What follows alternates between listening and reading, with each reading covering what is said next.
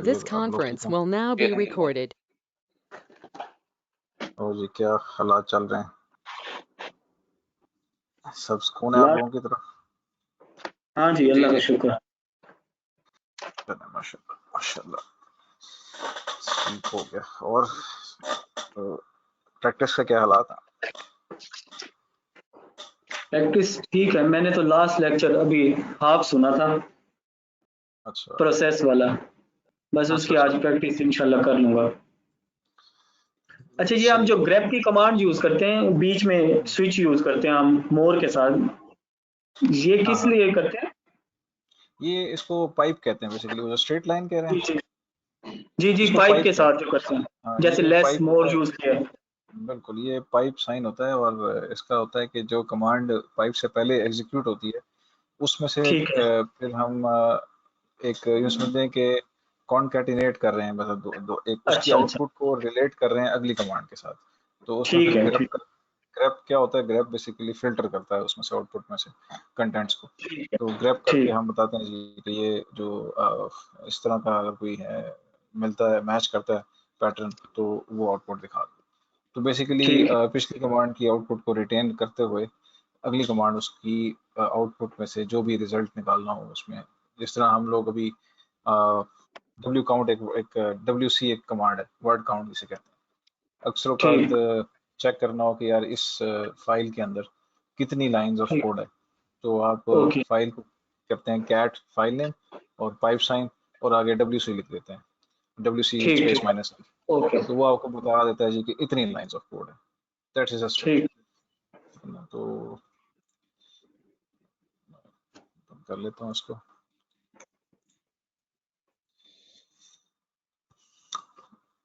कोई क्वेश्चन पिछले लेक्चर के हवाले से?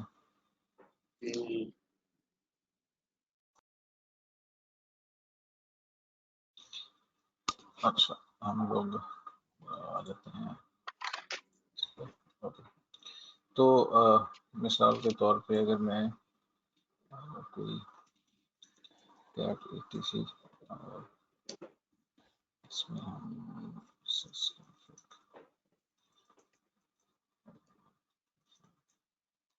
जैसा ये कमांड है ना कैट etc प्रोफाइल, तो मैं इसके साथ पाइप साइन लगाऊं और मैं कहूं कि सॉरी शो नहीं हो रही अभी आ रही है? जी सॉरी। अच्छा, तो ये जैसा कमांड है ना कैट etc प्रोफाइल, तो इसके साथ मैं पाइप साइन लगा के WC-L, तो ये word count in terms of lines, इसको हम कह रहे हैं कि टोटल नंबर ऑफ लाइंस बता दो। तो ये आपको बताएगा कि 85 लाइंस हैं इस फाइल के अंदर, ठीक है। 85 लाइंस ऑफ कोड है।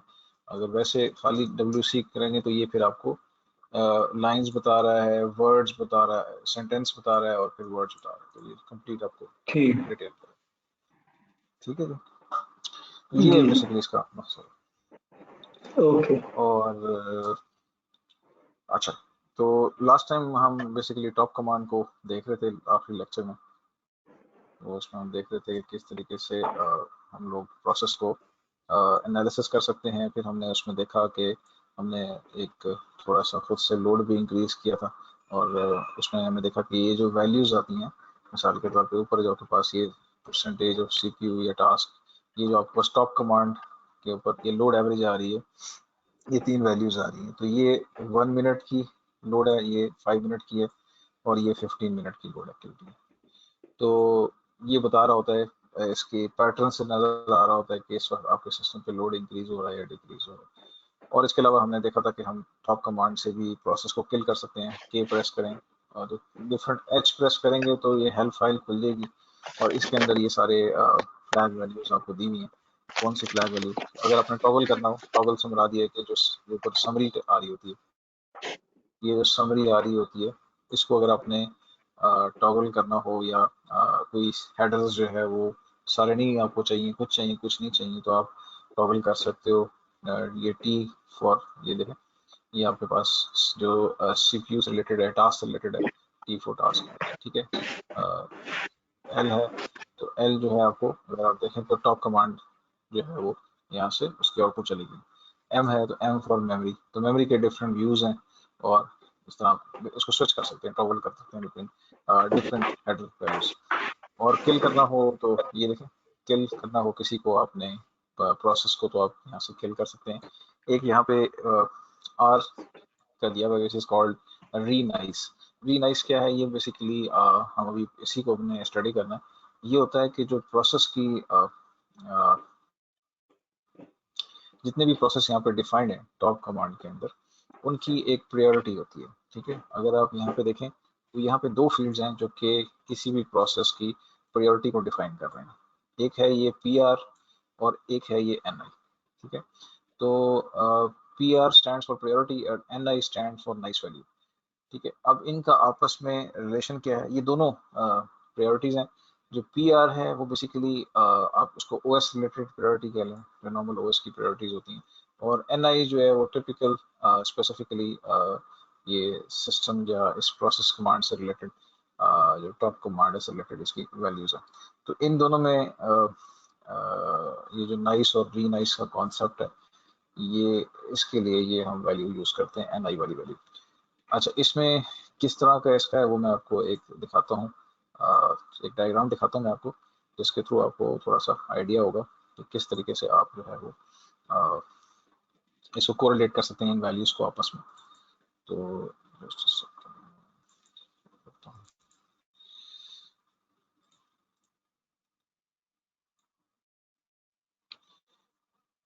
इसमें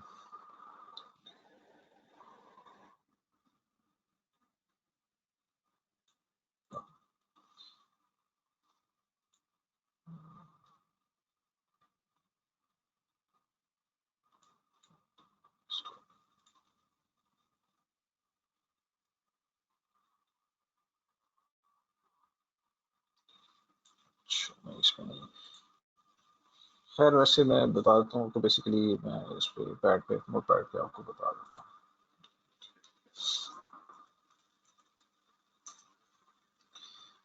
हूँ। दो वैल्यूज होती हैं, ठीक है।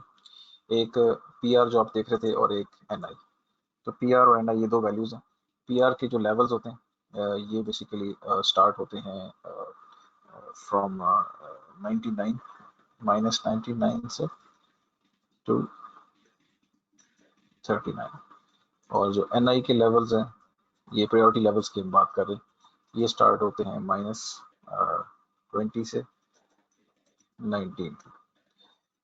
जो माइनस वाली जो आपको नजर आ रही है वैल्यू, ये हाईएस्ट प्रायोरिटी होती है। किसी भी टास्क की अगर वैल्यू -20 या NI वैल्यू -20 या PR -99 होगी तो वो हाईएस्ट प्रायोरिटी,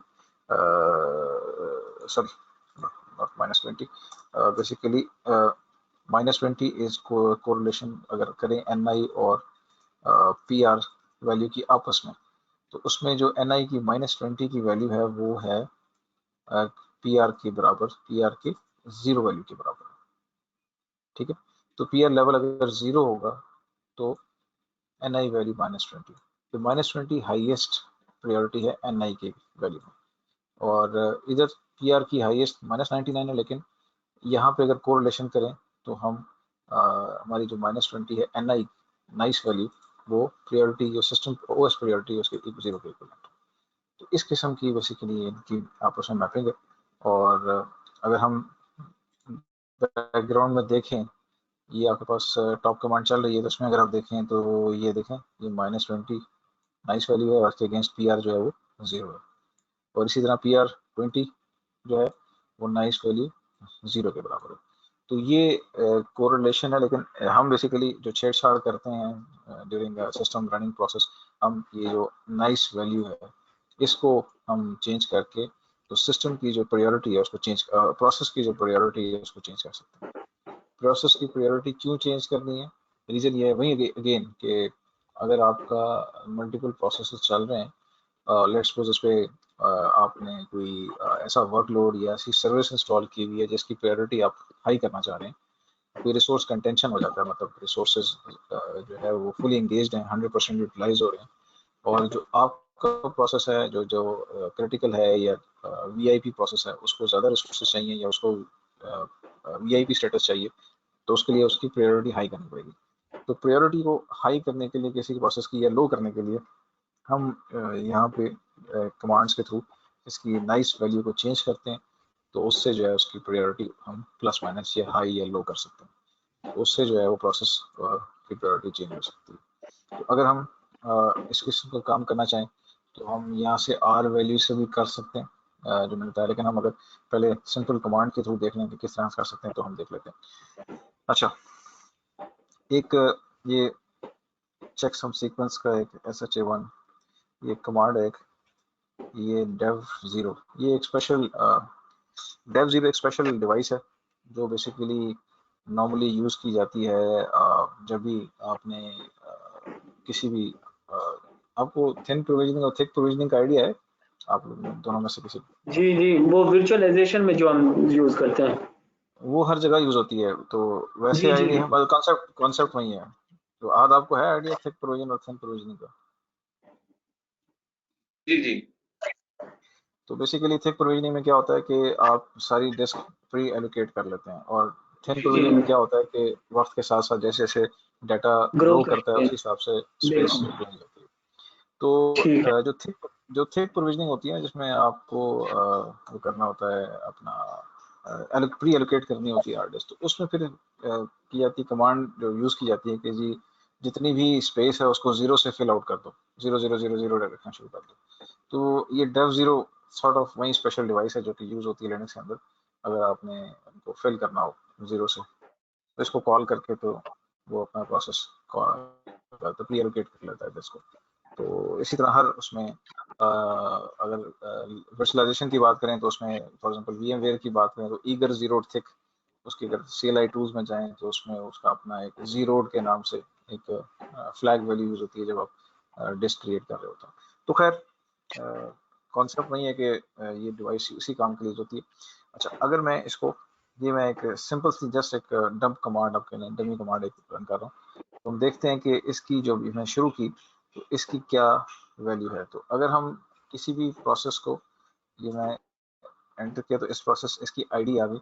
अच्छा, इस प्रोसेस को मैं स्पेसिफिकली देखना चाहूँ तो PS कमांड में हम फिल्टरिंग कर सकते हैं विद -O ऑप्शंस। मैं कहता हूँ सिर्फ प्रोसेस आईडी है, ये मैं कॉलम्स सेलेक्ट कर रहा हूँ। ये टॉप कमांड में बहुत सारे कॉलम्स आ रहे हैं, मैं उसमें से कह रहा हूँ कि PS PID निकालो, ठीक है।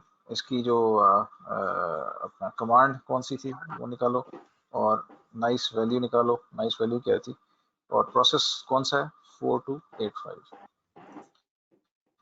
तो PID देखें 4285 कमांड भी वही है जो हमने दी है, और NI वैल्यू क्या आ रही है 0। इसका मतलब है कि जब भी आप कोई कमांड एग्जीक्यूट करते हैं या प्रोसेस एग्जीक्यूट करते हैं तो बाय डिफॉल्ट नाइस वैल्यू 0 होती है, ठीक है। अगर हमने लेट सपोज अगर इस तरह हम PS के वैल्यू की मैं नाइस कमांड होती है जिसके थ्रू हम प्रायोरिटी होती है उसको प्लस या माइनस कर सकते हैं। तो अगर मैं नाइस कमांड यूज़ करूँ, लेट्स सपोज यही चीज़ मैं नाइस कमांड के थ्रू करूँ, नाइस बल्कि वो जो कमांड है हमारी ये SHA1 वाली, इसके से पहले मैं नाइस लगा देता हूँ, नाइस SHA1 दिस। तो मैं इसे कह रहा हूँ कि नाइस ये कमांड एग्जीक्यूट करो। अब इसका प्रोसेस देखते हैं इसकी क्या कौन सा 43 तो अगर देखें इसकी NI वैल्यू क्या आ रही है 10 आ रही है। ये सिंपल बताने के लिए कि अगर आप नाइस के बगैर कमांड एग्जीक्यूट करेंगे तो 0 है, मतलब प्रायोरिटी 0 है, और हाईएस्ट प्रायोरिटी क्या होती है -20, और ये इसने बीच में रखा हुआ है इसको। और अगर नाइस कमांड से देंगे विदाउट मेंशनिंग एनी प्रायोरिटी तो डिफॉल्ट प्रायोरिटी क्या सेट होती है 10, ठीक है। तो ये इस तरीके से आप लेकिन हमारा मकसद यहाँ पे है कि हमने प्रोसेस की अगर प्रायोरिटी को चेंज करना हो, प्लस या माइनस करना हो, फॉर एग्जांपल हमारा कोई क्रिटिकल प्रोसेस है उसकी मैंने उसकी जो नाइस वैल्यू है वो चेंज करनी हो तो वो मैं चेंज कर सकता हूँ। अब वो किस तरह चेंज कर सकते हैं उसके लिए हम कहते हैं लेट्स सपोज मैं कहता हूँ कि जो प्रोसेस है मेरा पहले वाला इसकी मैं जो प्रायोरिटी वो चेंज कर देता हूँ 0 से लेट्स सपोज -19 कर देता हूँ या -15 कर देता हूँ। तो नाइस कमांड से -n नंबर और हम कहेंगे लेट्स सपोज -15, ठीक है। और आगे आप जो है वो इस तरह से इसको एग्जीक्यूट कर सकते हैं। फॉर एग्जांपल आप कह सकते हैं SHA1 सम, ठीक है, और इसको आप हम // ये मतलब अगर आपने ये करना हो तो ओके। अभी इसने कहा कि परमिशन डिनाइड, ठीक है। जो नॉर्मल यूजर होता है उसका मसला ये होता है कि वो किसी जो आपकी होती है कमांड, जो प्रोसेस होता है उसकी प्रायोरिटी को आप लो तो कर सकते हैं, मतलब लेकिन हाई नहीं कर सकते। तो हाई करना है तो उसके लिए आपको एडमिनिस्ट्रेटर की प्रिविलेज चाहिए होती है, ठीक है। तो अभी इसने क्रिएट कर दिया, और अगर हम देखें यहाँ पे PS वैल्यू फॉर 4338, तो ये देखें इसकी वैल्यू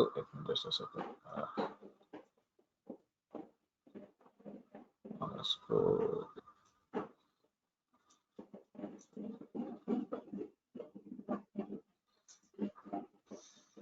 यही कमांड हम चलाते हैं इस तरह से।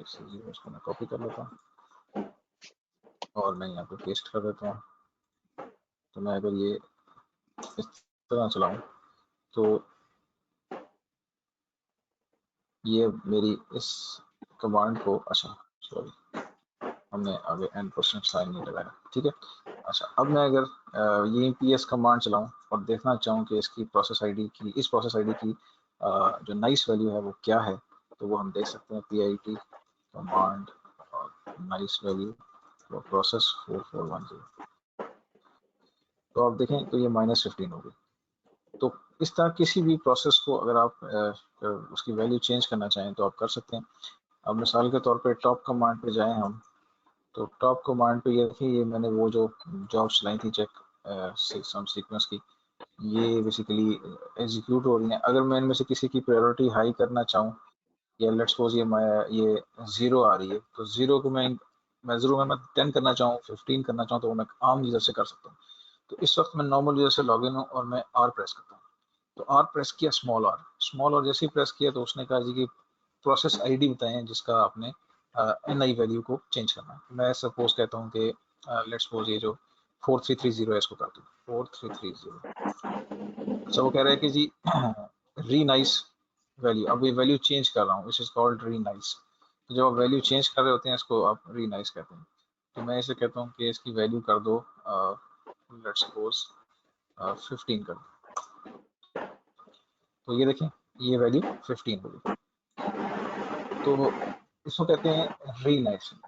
जो पहले हम देख रहे थे पीछे, ये हम जो पहले कमांड हम चला रहे थे दिस वन, ये हम नाइस वैल्यू सेट कर रहे थे प्रोसेस स्टार्ट करते हुए।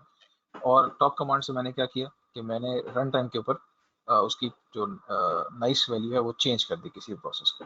तो अगर मैं यहाँ पे कमांड के थ्रू चेंज करना चाहूँ तो री नाइस कमांड होती है। री नाइस कमांड आगे -n, और लेट्स सपोज आप कह सकते हैं कि जी प्रोसेस जो है वो आप उसको कर लें लेट्स सपोज 19, और प्रोसेस आईडी जो है वो आप रख लें 4308। तो ये देखें 4308 ओल्ड प्रायोरिटी 10, न्यू प्रायोरिटी 19। अच्छा अब अगर दोबारा इसकी प्रायोरिटी मैं चेंज करना चाहूँ 10 पे, तो ये मुझे क्या कह रहा है, परमिशन डिनाइड। तो यूजर प्रायोरिटी को इंक्रीज कर सकता है लेकिन डिक्रीज नीचे नहीं कर सकता। ये नॉर्मल यूजर का सिर्फ ये है एक इशू, तो वो आपको रूट की प्रिविलेज चाहिए अगर आपने प्रायोरिटी को नीचे लाना है या प्रायोरिटी हाई करनी है इन दैट केस। तो ये नाइस और री नाइस का कॉन्सेप्ट इंट्रोड्यूस ओएस में कराया बेसिकली लिनक्स के अंदर, कि आप चाहें तो किसी भी प्रोसेस की जो नाइस वैल्यू है उसको अगर चेंज कर दें तो उसकी प्रायोरिटी को चेंज कर दें, ताकि आप जिस प्रोसेस को चाहते हैं कि उसको ज़्यादा रिसोर्सेज मिलें या उसकी प्रायोरिटी ज़्यादा हाई है, तो उसके लिए फिर आप ये प्रोसेस करेंगे। क्लियर है इसमें क्वेश्चन किसी को? अच्छा इसमें ये जो नाइस वाली कमांड है, हाँ इसमें आपने वो बताया था इसकी रेंज क्या होती है, यानी कि जो इसकी रेंज लोअर इसकी रेंज होती है -20 से 19। 19 highest, 19 is the lowest priority and -20 is the highest priority. अच्छा ठीक है, और बाय डिफॉल्ट 0 होता है। बाय डिफॉल्ट 0 होता है। अच्छा तो अगर आप खाली प्रोसेस इनिशिएट करेंगे ना, मतलब जिस तरह मैंने एक प्रोसेस इनिशिएट किया, ठीक है, sh1 सम, तो खाली प्रोसेस जिस तरह कोई कमांड एग्जीक्यूट करते हैं मिसाल के तौर पर, तो वो उसकी NI वैल्यू नाइस वैल्यू 0 होगी। लेकिन अगर आप नाइस कमांड के थ्रू प्रोसेस को इनिशिएट करेंगे तो उस कमांड को, तो उसके लिए जो नाइस वैल्यू होगी वो 10 होगी, ठीक है। और री नाइस कमांड आप यूज करते हैं प्रायोरिटी चेंज करने के लिए। रन टाइम के ऊपर किसी भी प्रोसेस की प्रायोरिटी चेंज करनी हो तो री नाइस कमांड यूज कर सकते हैं, या टॉप कमांड से आप यहाँ पे आर स्मॉल आर प्रेस करके यहाँ पे प्रोसेस आईडी बताएं। आप लेट्स सपोज कहते हैं जी 4285 और वो पूछता है जी इसकी प्रायोरिटी वैल्यू क्या रखनी है, री नाइस वैल्यू क्या रखनी है, यहाँ से आप चेंज कर सकते हैं। मैं ऐसे कहता हूँ 10 कर दो, तो ये वैल्यू 10 होगी 4285। कहाँ? तो अच्छा इस अच्छा, तरीके से ठीक है। आप जो है वो, अच्छा, कोई इसमें ठीक है। जो आपने आगे वो जैसे वो स्लैश डेव और स्लैश जीरो किया था, वो हाँ, वो किस तरह से किया हुआ था? वो वही बता रहा हूँ कि एक नल डिवाइस होती है, इसको जीरो डिवाइस बेसिकली। ये सिंपल मैं चेक सम सीक्वेंस का मैंने लगा दिया। इसका काम सिर्फ इतना है कि ये प्रोसेस चल रहा है और वो एक मेमोरी के अंदर ना 0000 राइट कर रहा है। अगर आप देखें तो ये वर्चुअल मेमोरी में इसने अच्छी खासी स्पेस ली हुई है, अगर आप देख रहे ठीक हो, है। ठीक है ना। तो ये जस्ट एक ये इंशाल्लाह मैं आपको यूज कराऊंगा इसका आगे, जब हम स्टोरेज में जाएंगे ना, तो मैं आपको इसकी एप्लीकेशन बताऊंगा। वैसे ही मैंने आपको जो एप्लीकेशन बताई थी ना थिक प्रोविजनिंग वाली, जब सिस्टम को जी। आप कहते हैं ना कि एक हार्ड डिस्क मैं क्रिएट कर रहा हूँ और उसकी जो एलोकेशन है वो प्री एलोकेट कर लो, कमिट कर लो सारी स्पेस, ठीक है। जो कमिट वाला ऑप्शन है ना, उसके लिए फिर ओएस जो है ना, ये डेव जीरो को यूज करता है स्पेशल डिवाइस। और इसका मतलब होता है कि जितनी भी डिस्क के ऊपर ब्लॉक्स हैं उनको पहले फॉर्मेट करके ब्लॉक्स को सेट उनके ऊपर राइट करना शुरू कर दो 0000। तो ये बेसिकली उस काम के लिए यूज होती है। अच्छा अच्छा। ये सिर्फ आप उसको डम कमांड समझ लें। हमारा काम सिर्फ इतना था कि हमने सिर्फ एक प्रोसेस इनिशिएट करना था, कोई डमी सा, और उसके ऊपर हमने ये नाइस या री नाइस वैल्यू हमने अच्छा, उसको। अब जैसे नाइस नाइस के बाद जो है वो री नाइस का क्या मतलब है कि यानी कि फिर दोबारा जब चेंज करना हो तो, नहीं, या नाइस वैल्यू जो है वो सेट करती है इनिशियल जब कमांड एग्जीक्यूट होती है, बिल्कुल और हाँ। री नाइस वैल्यू चेंज करती है बेसिकली उसको बाद में रन टाइम के ऊपर। अगर आपने चेंज करना ना, नाइस वैल्यू जो है वो रनिंग प्रोसेस के थ्रू अगर आपने उसकी एनआई वैल्यू चेंज करनी है तो उसके लिए री नाइस जी। कमांड आती है। अच्छा, तो फिर नाइस नाइस वाली कमांड हम कब यूज करते हैं? नाइस वाली कमांड अगर आपने किसी प्रोसेस को इनिशिएट करना हो, ठीक है, स्टार्ट करना हो, अच्छा तब। अच्छा अच्छा अच्छा। मतलब मैं वही दिखा रहा था, मैं आपको दिखाता हूँ। ये देखें, मैंने ये एक हम्म, कमांड एग्जीक्यूट की SHA1 sum dev 0, ठीक है। ये कमांड मैं समझा रहा था कि अगर इस तरह कमांड एग्जीक्यूट करेंगे तो इसकी जो डिफॉल्ट प्रायोरिटी या नाइस वैल्यू है वो क्या होती है, 0। अगर आप जीरो। इसी कमांड को नाइस के कीवर्ड से पहले नाइस लगा देंगे, नाइस, तो हम्म, इसकी जो प्रायोरिटी होगी वो क्या होगी, 10। क्योंकि नाइस कमांड के साथ जो कमांड नाइस के साथ जो कमांड एग्जीक्यूट करेंगे वो 10 होगी। अगर आपने इसको चेंज करना है नाइस वैल्यू को, तो उसके लिए री नाइस कमांड होती है, ठीक है। ये री नाइस कमांड, एक आम कमांड और एक नाइस के लगा दें, कोई खास फर्क नहीं है, सिर्फ प्रायोरिटी का फर्क है कि आम कमांड को नॉर्मली आप लिखेंगे ना तो वो उसकी प्रायोरिटी 0 सेट करेगा। अगर नाइस कमांड नाइस पहले लगा देंगे कमांड से, तो वो उसकी प्रायोरिटी नाइस वैल्यू जो है ना वो 10 सेट कर देगा। और अगर आपने रन टाइम पे चेंज करनी है किसी भी प्रोसेस की वैल्यू प्रायोरिटी को, तो री नाइस कमांड चाहिए, या फिर टॉप कमांड के अंदर जाके आर प्रेस करें और वहां पे प्रोसेस आईडी दें और नई वैल्यू बता दें उसको, प्रायोरिटी वैल्यू, तो वो चेंज करता है। चेंज जो है वो री नाइस कमांड से ही होगा। अच्छा अच्छा, क्लियर ठीक है है ये? ठीक है ठीक है ठीक है, सही है। तो मैं इसको और जैसे और ये एस एच ए वन, मतलब एस एच ए सम वाली जो कमांड है, ये इस ये क्या करती है, बस ये?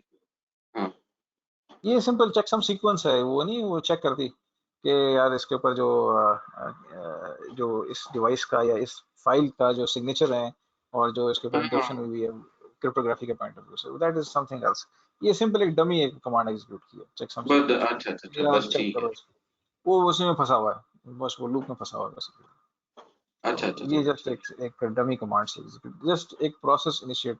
असल में हम नहीं चाहते होते, नॉर्मली प्रैक्टिस अच्छी नहीं होती कि आप बैड प्रैक्टिस के आप सिस्टम की जो प्रोसेस है उनको छेड़छाड़ करें, ठीक है। आप अगर अपना मेरे वो जो मैंने पहले स्क्रिप्ट चलाए थे हाँ उनके चेंज कर सकता हूँ, जो मैंने अभी इस पिछले लेक्चर में चलाया तो उनके चेंज हो सकते हैं, लेकिन जो सिस्टम रनिंग प्रोसेस है उनके जो नाइस वैल्यू है वो वैसे ही रहनी चाहिए, वो बेहतर है।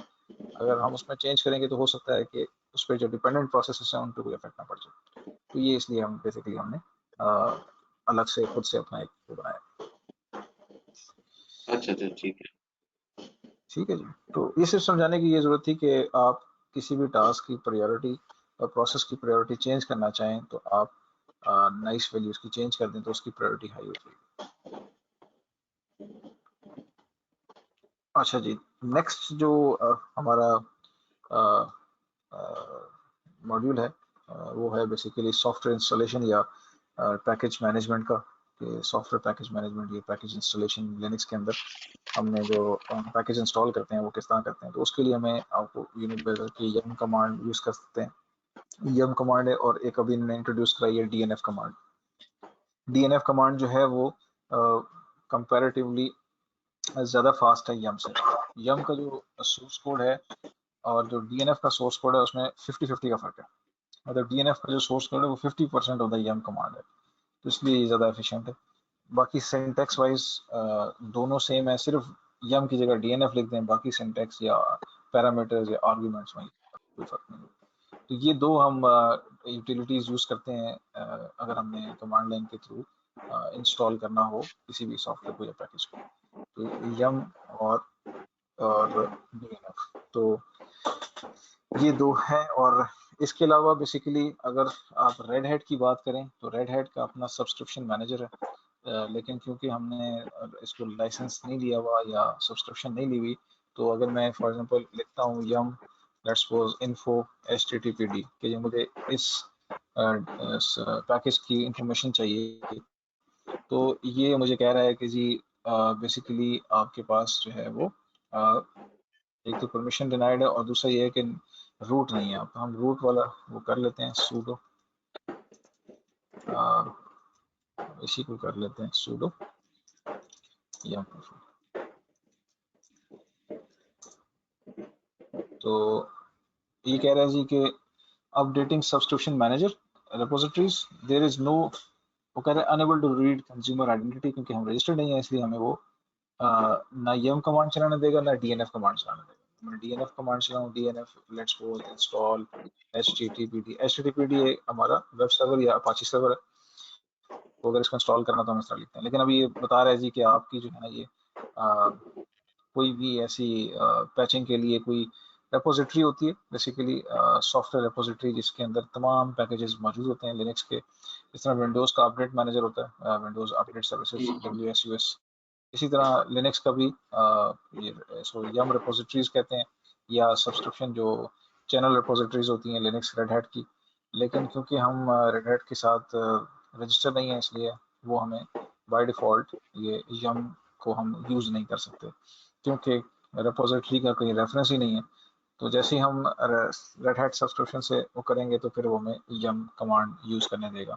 लेकिन इसका एक हल है, इसका हल ये है कि हम अपनी एक लोकल रेपोजिटरी बना के तो इस मसले का हल निकाल सकते हैं। ठीक है, वो हम पहले कर लेते हैं ताकि फिर हमें ज़रा परेशानी ना हो। अच्छा, यम बेसिकली जो है यूटिलिटी, इसकी कॉन फाइल भी है और इसकी जो रेपोजिटरीज होती हैं वो कहाँ डिफाइन होती हैं, वो डिफाइन होते हैं ls etc yum और repos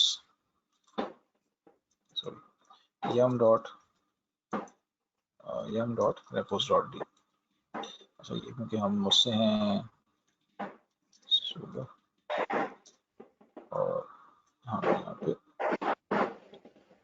repos.d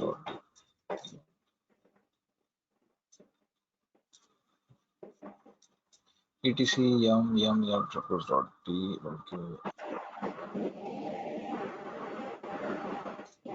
तो ये देखें सिर्फ एक ही रेड हैट की रेपो एक फाइल पड़ी हुई है, जो रेपोजिटरी जितनी भी रेपोजिटरीज होती हैं उनकी एक फाइल यहाँ बनी होती है डॉट रेपो के नाम से। तो अगर हम इसको व्यू करें कंटेंट्स को, ये रेपो के अंदर क्या चीज़ है, तो कैट करूँ तो इसके अंदर रेड हैट रेपो, तो इसके अंदर कुछ भी नहीं है, सारे चीज़ें कमेंट हुई और वो कह रहा है कि जी ये बेसिकली सब्सक्रिप्शन मैनेजर के थ्रू सारा कुछ मैनेज हो रहा है, तो आपके पास यहाँ पे कोई होना ये चाहिए कि इस रिपोजिटरी के अंदर पाथ होना चाहिए कि कहाँ से उसने जो पैचेज हैं या पैकेजेस हैं कहाँ से उसने उठाने हैं उनकी इन्फॉर्मेशन और कैसे इंस्टॉल करना। तो ये चीज़ें यहाँ पे होनी चाहिए थी जो कि नहीं है। ये रेड हैट विदाउट सब्सक्रिप्शन अगर आप करेंगे तो उसमें ये इश्यूज आएंगे। तो हम पहले ये काम करते हैं कि हम पहले इसका एक तरीका ये है कि आप जो इसकी ISO है रेड हैट एंटरप्राइज लिनक्स की जो हमने जिससे हमने इंस्टॉल किया है वो इसको हम उसको माउंट कर लेते हैं एज ए लोकल रिपोजिटरी के तौर पे। तो लोकल रिपोजिटरी बना लेते हैं और उसके बाद फिर आगे हम इसको मॉड्यूल को आगे लेके चलते हैं। तो यूँ समझने कि ये काम बाद का है कि हम पहले कर रहे हैं। तो yum कमांड या DNF कमांड को एग्जीक्यूट होने के लिए ज़रूरी है कि आपके पास सॉफ्टवेयर रिपोजिटरीज का इन्फॉर्मेशन होना चाहिए सिस्टम के पास। तो वो इन्फॉर्मेशन जारी बात है हमारे पास लाइसेंस तो है नहीं या सब्सक्रिप्शन तो नहीं है, तो हम लोकल रिपोजिटरी बनाते हैं। अब लोकल रिपोजिटरी बनाने का जो फास्टेस्ट तरीका है वो मैं आपको बता देता हूँ। वो मैं आपको सिखा देता हूँ ताकि आप अपने पास भी कर लें, ताकि बाद में आपके पास भी yum कमांड एग्जीक्यूट हो।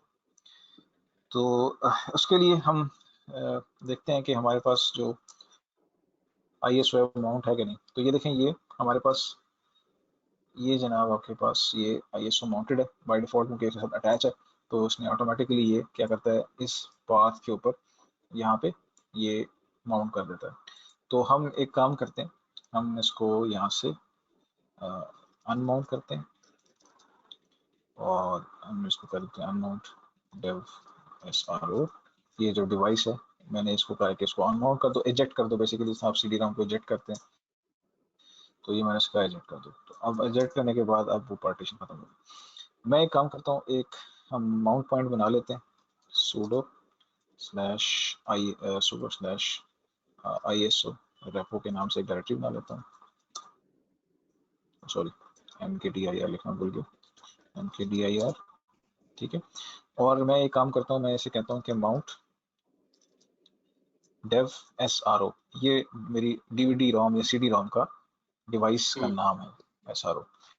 तो मैं कहता हूँ इसको माउंट कर दो इस माउंट पॉइंट डन है। तो ये माउंट पॉइंट जो मैंने बताया था इससे माउंट कर दो। तो यहाँ पे हम इसको sudo कमांड देते हैं, तो इसने माउंट कर दी। अगर मैं df कमांड से आपको ये पार्टीशंस की टोटल अवेलेबल साइज और यूज साइज आया था। तो अगर आप यहाँ पे देखें तो ये यहाँ पे माउंट हो गया, ठीक है। अच्छा, अब ये काम आपने कर लिया, उसके बाद इसको अगर परमानेंट काम करना है तो इसकी एक एंट्री हमने करनी है। ये इंशाल्लाह हमारा अगला मॉड्यूल है इसके बाद स्टोरेज का, उसमें हम इसको डिटेल में पढ़ेंगे। fstab ये एक फाइल है जिसके अंदर जो जितने भी पार्टीशंस या हार्ड डिस्क की जो पार्टीशन जो आप मैप करते हैं सिस्टम के ऊपर, उनकी जो मैपिंग होती है वो यहाँ पे डिफाइन होती है। तो ये इसलिए डिफाइन करते हैं ताकि जब सिस्टम रीबूट हो तो नेक्स्ट टाइम बार बार हमें माउंट ना करना पड़े। ये इस फाइल से रीड करके जितने भी माउंट पॉइंट्स हैं ऑटोमेटिकली माउंट कर देगा उसके ऊपर। तो यहाँ पे हम अगर इससे घबराने की जरूरत नहीं है, ये हमने अगले मॉड्यूल में इसको डिस्कस करना है। सिंपल हम यहाँ पे बता रहे हैं कि जी क्या माउंट करना है, dev/SR0, उसको माउंट कर दो। कहाँ पे क्या नाम रखा था हमने, ISO रेपो है, रेपो ISO रेपो, ठीक है। और नेक्स्ट हमें इसको बताना है कि इसका जो फाइल सिस्टम है वो क्या होगा। तो इसका जो फाइल सिस्टम है वो हम बता देते हैं इसको ISO 9660। ये बेसिकली CD-ROM का जो आपकी DVD-ROM होती है ये उसका फाइल सिस्टम होता है। तो ये हमें बेसिकली बताना पड़ता है, तो ये हम इसको बता देंगे। अच्छा, उसके बाद ISO 9660, ठीक है, ये फाइल सिस्टम है। अच्छा, उसके बाद हम इसको बता देंगे डिफॉल्ट्स, कोई ऑप्शंस क्या हैं डिफॉल्ट्स, ये मैं बाद में डिस्कस करूंगा जब हम मॉड्यूल में पहुंचेंगे। और ये दो वैल्यूज होती हैं, एक बेसिकली उसकी होती है सिस्टम चेक, जो जब सिस्टम बूट होता है तो वो डिस्क चेक इस पर्टिकुलर पार्टीशन को जिस तरह वो आप चेक डिस्क कमांड चलाते हैं ना, सॉर्ट ऑफ उस तरह की चीज़ें हैं इसमें। तो वो हम खैर बाद में डिस्कस करेंगे। अभी हम यहाँ से इसको okay sorry read only option है, मैं इसको कॉपी कर लेता हूँ कि हमने sudo कमांड नहीं यूज़ की थी और ये क्योंकि रूट की प्रिविलेज के साथ कॉपी वो कर सकते हैं। मैं अच्छा जब हमने माउंट किया था, ठीक है, क्या हुआ, कोई क्वेश्चन है? जी, लेकिन हम तो ऑलरेडी जैसे माउंट कर चुके हैं ना वो माउंट की कमांड से, हाँ तो फिर माउंट आप एडिटर कर, में हाँ माउंट आप कर चुके हैं, लेकिन उसमें ये होगा कि नेक्स्ट टाइम जैसे मैं मशीन को रिबूट करूंगा ना, तो वो आरजी हाँ माउंट था, टेम्पोररी माउंट था। ये परमानेंट माउंट के लिए आपको यहाँ पे एंट्री करनी पड़ती है। ये जो माउंट मैंने किया ना अभी, ये है टेम्पोररी माउंट। ये वाला जैसे ही मैं सिस्टम को रिबूट करूंगा, जी। तो ये माउंट पॉइंट खत्म हो जाएगा। क्योंकि आपने अगर परमानेंट करना है इसको, तो परमानेंट करने के लिए ETCFS टैब के अंदर आपको एंट्री डालनी पड़ती है परमानेंट माउंट की। ठीक वो मैंने डाल दी। अब देखिए मैं आपको दिखाता हूँ। अब मैं एक काम करता हूँ, मैं अनमाउंट दोबारा कर देता हूँ, dev sr0। ठीक है, तो ये मैंने mount sorry unmount dev sr0 sudo, ये मैंने उसको अनमाउंट कर दिया। अच्छा, अब अगर मैं देखूं df-h कमांड से, तो नहीं आ रही। अब एक कमांड होती है mount-a, ये फिर fs टैब को रीड करती है।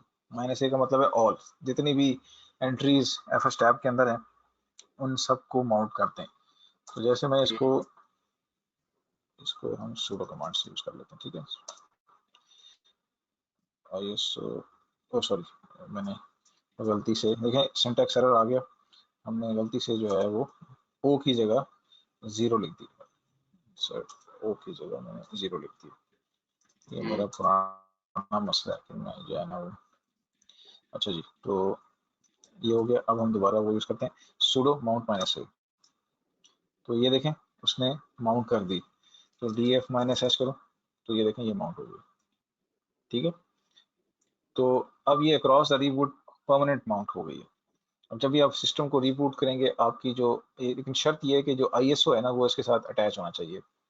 ठीक है, क्लियर है? तो कोई क्वेश्चन? जो एग्जिस्टिंग एंट्रीज वगैरह होंगी जो ऑलरेडी माउंट हुई हुई है एफएस टैब के अंदर, वो अफेक्ट तो नहीं होंगी नई वाली की वजह से? नहीं नहीं नहीं, इसको कहते हैं आइडम्पोर्टेंट फीचर कहते हैं, जिसमें अगर एक चीज ऑलरेडी माउंट है, तो अगर दोबारा आपने उसको माउंट का कहा है, तो वो आपको कह देगा जी कि ऑलरेडी माउंटेड। अगर आप हाँ, क्योंकि दोबारा ये जैसे आपने माउंट ए यूज किया ना, माउंट डैश ए। अभी देखें, मैं ये दोबारा mount-a यूज करता हूँ, sudo mount-a, तो उसने कुछ भी नहीं किया, नथिंग। और df-h करूँ तो ऑलरेडी वो चेक कर लेता है कि स्टेटस ऑलरेडी माउंटेड है, तो हाँ, उसको ठीक है। माउंट, जो माउंट नहीं है तो फिर उसको माउंट कर दो। इसको आइडम्पोर्टेंट फीचर कहते हैं। आइडम्पोर्टेंट होता है कि एक चीज अगर होगी एग्जीक्यूट, तो दोबारा अगर बार बार एक स्क्रिप्ट चलाएंगे बार बार, तो वो पहले चेक करता है कि अगर चीज ऑलरेडी इनेबल्ड है, तो फिर वो उसको दोबारा से वो नहीं करता, उसकी डुप्लीकेट एंट्री नहीं करता। ठीक है, तो ठीक है। क्लियर है? अच्छा, अभी तक हमने रेप बनाई नहीं, अभी सिर्फ मैंने आपको तरीका बताया कि किस तरीके से आप ISO को परमानेंटली जो है ना माउंट कर सकते हैं अपनी सिस्टम के ऊपर। अब हमने एक काम करना है, एक रेपो बनानी है बेसिकली। क्योंकि जब तक रेपो फाइल बनाएंगे, वो रेपो फाइल कहाँ बनानी है, हमने किधर बनानी है, हाँ, इसको ls/etc के अंदर, yum.repos.d के अच्छा। अंदर। ठीक है, यहाँ पे इधर हमने एक रेपो फाइल बनानी है। ठीक है, जिस तरह वो एक रेड हैट रेपो आपको नजर आ रही होगी, मैंने अपनी एक बनानी है। तो रेपो बनाने के लिए हम क्या करेंगे, ये जो हमने ISO अटैच किया हुआ है रेड हैट एंटरप्राइज लिनक्स का, इसके अंदर मैं अगर कंटेंट्स व्यू करूं, इसके अंदर मैं जाऊं ls/ISO रेपो, तो ये देखें ये कंटेंट्स हैं रेड हैट की। इसमें एक रेपो फाइल हमारे पास ऑलरेडी पड़ी हुई है, ये देखें media.repo। ठीक है, इसको मैं कॉपी कर लेता हूँ, कॉपी ISO media.repo, और मैं इसको कहाँ कहता हूँ, इसको कहाँ कॉपी कर दो, या etc yum.repos.d, और यहाँ पे किस नाम से, मैं जैसे कहता हूँ rhl8.repo के नाम से करता हूँ। ठीक है, शुरू में हम sudo लगा लेते हैं। तो ये जनाब उसने कॉपी कर दिया। अब मैं इस फाइल को देख लेता हूँ कि इस फाइल में क्या है, etc yum.repos.d rhl8. मैंने sudo नहीं किया, हम we should have to add sudo first। अच्छा, इसमें जो है ना ये एक स्टैंजा दिया हुआ, लेकिन ये स्टैंजा जो है वो फुलफिल नहीं करता हमारी इसको हम थोड़ा चेंज करेंगे। यहाँ पे मैं इंसर्ट मोड प्रेस करता हूँ और यहाँ पे मैं कहता हूँ बेस। दो किस्म की बेसिकली रेपोजिटरीज आती हैं लिनक्स के साथ या CentOS के साथ। एक बेस OS की रिलेटेड पैकेज होते हैं और एक ऐप स्ट्रीम के नाम से जिसमें बाकी पैकेज होते हैं। और भी बहुत सारी रेपोजिटरीज होती हैं, जिस तरह आप लोग जब डेवऑप्स के अंदर जाएंगे तो उसमें आपको एक्स्ट्रा पैकेजेस चाहिए होते हैं, तो EPELP एक एक्स्ट्रा रेपोजिटरी है, पैकेज रेपोजिटरी है, वो चाहिए होती है। इसके अलावा डॉकर्स की अपनी एक रेपोजिटरी है। तो सॉर्ट ऑफ रेपोजिटरीज आप बाद में इसी तरह ऐड कर सकते हैं जिस तरह भी मैं ऐड कर रहा हूँ। तो ये क्योंकि रेड हैट एंटरप्राइज लिनक्स में आपको इसी तरह ही ऐड करनी पड़ती है। अच्छा सॉरी, मैंने ये सूडो डाली है, ठीक है, सूडो भी आई। अच्छा, इसमें ये जो आपने डायरेक्टरी पहले बताई थी वो तो स्लैश etc और फिर उसके बाद एक ये यम। हाँ, ये फाइल है ना, ये डायरेक्टरी है ना, yum.repos.d। कॉन्सेप्ट ये है कि मैं यहाँ पे एक लेकिन ये वाली जो डायरेक्टरी ऑलरेडी एक यम के अंदर है ना, etc यम के बाद आती है ना ये। हाँ, etc yum.repos.d ये डायरेक्टरी का नाम है। अच्छा। और उसके अंदर ये फाइल्स पड़ी हुई है। कॉन्सेप्ट ये है कि आपने एक रेपो फाइल यहाँ बनानी है, उसके अंदर पाथ देना है किसका, जो आपके पैकेजेस या रेपोजिटरीज है। तो ये देखें, ये जो ISO रेपो है ना, ये जो रेड हैट की CD है, उसके अंदर ये ऐप स्ट्रीम का एक आपको डायरेक्टरी नजर आ रही है और बेस OS की डायरेक्टरी नजर आ रही है। इसके अंदर वो तमाम पैकेजेस पड़े हैं जो हमें चाहिए, जो हमें एज ए रेपो के तौर पर चाहिए। तो अगर मैं आपको वैसे दिखा दूं ls/iso रेपो और ऐप स्ट्रीम, तो अगर आप देखें तो इसमें देखें पैकेज, और ये देखें ये एक लंबी लिस्ट अभी दिखा देगा आपको, ये पैकेज की पूरी लंबी लिस्ट दिखा दी। इसी तरह बेस OS के अंदर भी काफी सारे आपके बेस OS और पैकेजेस, तो ये बेस OS के अंदर पड़े हैं। तो ये डिफरेंट आपके पैकेजेस पड़े हुए हैं। इनका पाथ हमने कहाँ डिफाइन करना है, इस रेपो फाइल के अंदर जो मैंने अभी कॉपी की है। ये मैं दोबारा से, ठीक है, क्लियर है? जी क्लियर। अच्छा, एक चीज जो मैं आपको दिखाना चाह रहा था, हम लॉन्ग लिस्ट करते हैं etc yum.repos.d को। तो यहाँ पे देखें, ये रेड हैट डॉट रेपो, ये डिफॉल्ट रेपो फाइल पड़ी हुई है और ये मैंने अभी एक कॉपी की है। इन दोनों की परमिशन में फर्क है। इसमें जो यूजर ओनर है, जो कि रूट है, उसको राइट की परमिशन नहीं है, तो यहाँ पे हमें चेंज करनी पड़ेगी। तो क्या कमांड देंगे, chmod sudo chmod, और क्या कमांड देनी चाहिए, क्या बनता है 644, यही बनता है ना, जब आपको याद हो अगर, etc yum.repos.d और उसके अंदर हमारी कौन सी फाइल है, RHEL। इसकी मैं परमिशन चेंज कर रहा हूँ ताकि मैं इसको राइट कर सकूँ, ठीक है, अदरवाइज ये मुझे रीड ओनली मोड में दिखाता रहेगा। तो ये मैंने चेंज कर दी। अब मैं इसको जाके एडिट करता हूँ। तो अब मैं इंसर्ट प्रेस करूँ, कि लास्ट टाइम इंसर्ट प्रेस कर रहा था तो यहाँ पे रीड ओनली का मैसेज आ रहा था, तो वो इसलिए आ रहा था कि परमिशन नहीं थी रूट को राइट की। तो वो मैंने chmod कमांड के थ्रू उसकी जो परमिशन थी, वो राइट की परमिशन दी उसको, और उसके बाद अब ये हम इसको राइट कर सकते हैं। अच्छा, अब यहाँ पे हम लिखते हैं बेस। अब मैं यहाँ पे दो रेपोजिटरीज हैं बेसिकली, एक बेस OS के पैकेजेस हैं और एक हैं आपके ऐप स्ट्रीम के। दोनों को मैंने यहाँ पे ऐड करूँगा। किस तरह से ऐड करूँगा, यहाँ पे रेपोजिटरी का नाम बताऊंगा, नेम, और यहाँ पे आप इसको कोई भी नाम दे सकते हैं, मैं वैसे दे रहा हूँ, आप कोई भी नाम रख सकते हैं, कोई फर्क नहीं पड़ता इससे। अच्छा, इसमें आपने जो है एक हमने GPG check is equal to 1 कर देना। GPG check ये चेक करता है कि पैकेजेस की जो ऑथेंटिसिटी है, उसके बेसिकली चेकसम सीक्वेंस वैल्यू जो है उसको चेक करता है, क्योंकि प्राइवेट जो उसकी इंक्रिप्शन है कि वो उसमें कोई गड़बड़ तो नहीं है। तो अगर वो उसके हेडर के अंदर कोई गड़बड़ है तो इमीडिएटली फिर वो उसको इंस्टॉल नहीं करेगा, आपको बता देगा। तो ये हम करते हैं। अच्छा, इनेबल्ड इज इक्वल टू 1, ठीक है, और बेस URL। अब यहाँ पे हमने बताना है उसका पाथ, कि जी कौन सा पाथ होगा, कहाँ पे आपकी वो पड़ी है। तो हमारी पाथ बताने के लिए हम, क्योंकि लोकल है तो हम इसे कहेंगे फाइल, और कहाँ पे ISO रेपो के नाम से, ऐसे ही। जी जी जी ISO ISO करें, के अंदर, और इसके अंदर किस नाम से, ISO बेस ओ। ISO करें इसको, वो रॉन्ग हो रहा है। हाँ हाँ ये बिल्कुल ISO रेपो और बेस ओएस, ठीक है, ये उस डायरेक्टरी का नाम था, ये हम उसको दे देते हैं पाथ। इसी तरह हम एक पाथ दे देंगे जीपीजी की। जीपीजी की जो है उसका दो पाथ आप दे सकते हैं। एक पाथ तो जो ISO की अंदर मौजूद है वो भी दे सकते हैं। अगर मैं आपको यहाँ पे दिखाऊं, हम अगर देखें ls/ISO रेपो, तो ये देखें ये जीपीजी फाइल पड़ी हुई है, ये देख रहे हैं, ये की फाइल पड़ी हुई है।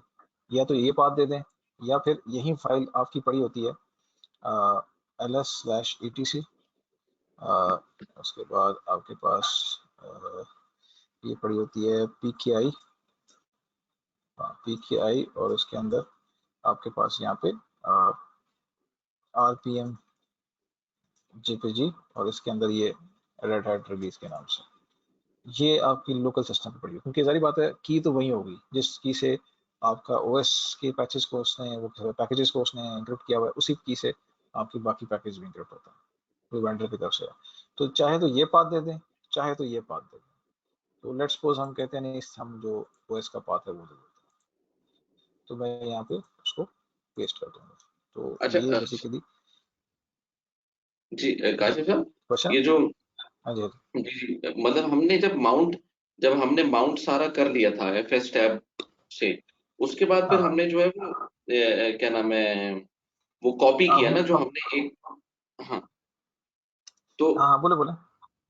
जी जी वो जो कॉपी कमांड थी वो जरा एक मिनट दिखाते हैं मुझे, वो जो हाँ मैं, हमने जो, अच्छा मैं दिखा देता हूँ आपको।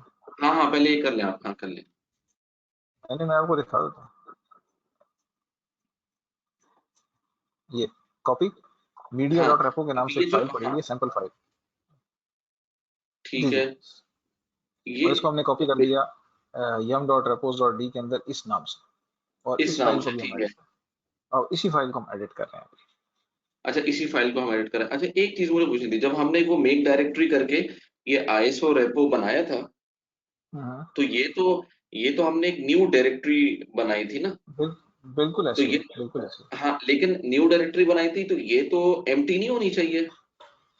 ऐसा होता है, अभी हम अगले मॉड्यूल में इंशाल्लाह इसको डिटेल में स्टडी करेंगे। होता ऐसा है कि जब भी आप कोई पार्टीशन, हार्ड डिस्क की कोई भी पार्टीशन या कोई भी रिमूवेबल डिवाइस, जब उसको लिनक्स के ऑपरेटिंग सिस्टम पे आपने माउंट करना होता है, तो हाँ हाँ माउंट पॉइंट, आपको ना माउंट पॉइंट चाहिए होता है। तो माउंट पॉइंट जो है ना वो बेसिकली कोई डायरेक्टरी होती है लिनक्स के अंदर। तो अगर हम जब तक डायरेक्टरी ऑलरेडी जो एग्जिस्ट करती हैं वो भी दे सकते थे, और होता ये है कि हम जब ISO अटैच करते हैं लिनक्स के साथ, तो वो ऑटोमेटिकली जो है ना उसको माउंट कर देता है किसी अपनी रन मीडिया वाली डायरेक्टरी के अंदर, जो बाय डिफॉल्ट एक बनी हुई है। तो इसलिए हमें फील नहीं होता।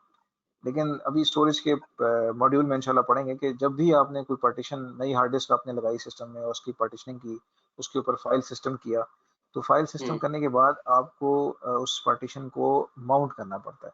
आप इसको इस तरह समझ लें जिस तरह विंडोज के अंदर CDE ड्राइव लेटर होते हैं ना, EF, हम्म। वो माउंट पॉइंट्स होते हैं बेसिकली। तो वो जब, ये बिल्कुल वही चीज़ है।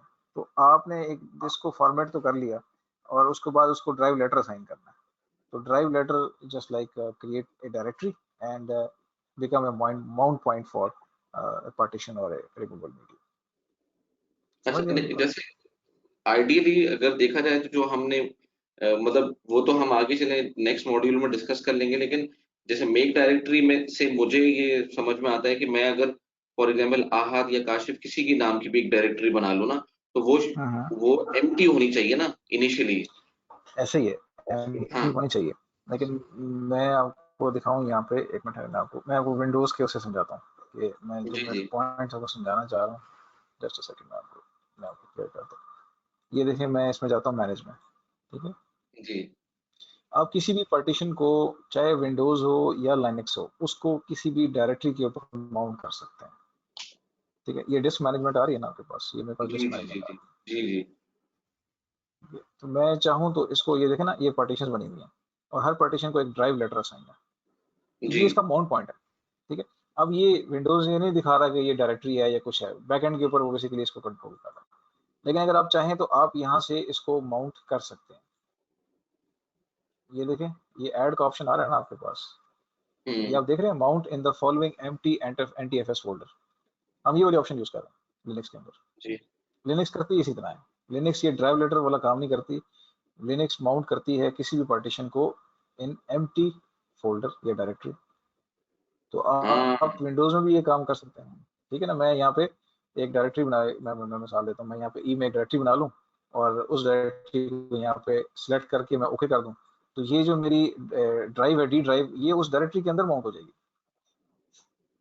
समझे। अच्छा अच्छा। तो ये ऐसे आपको बताऊं कि अगर आपने कहीं पे यूएसबी आपकी ब्लॉक हुई हो ना, तो उसको तरीका इस तरह भी है कि उसको खोलने का, कि आप डायरेक्टरी से माउंट कर दें तो आप खोल सकते हैं।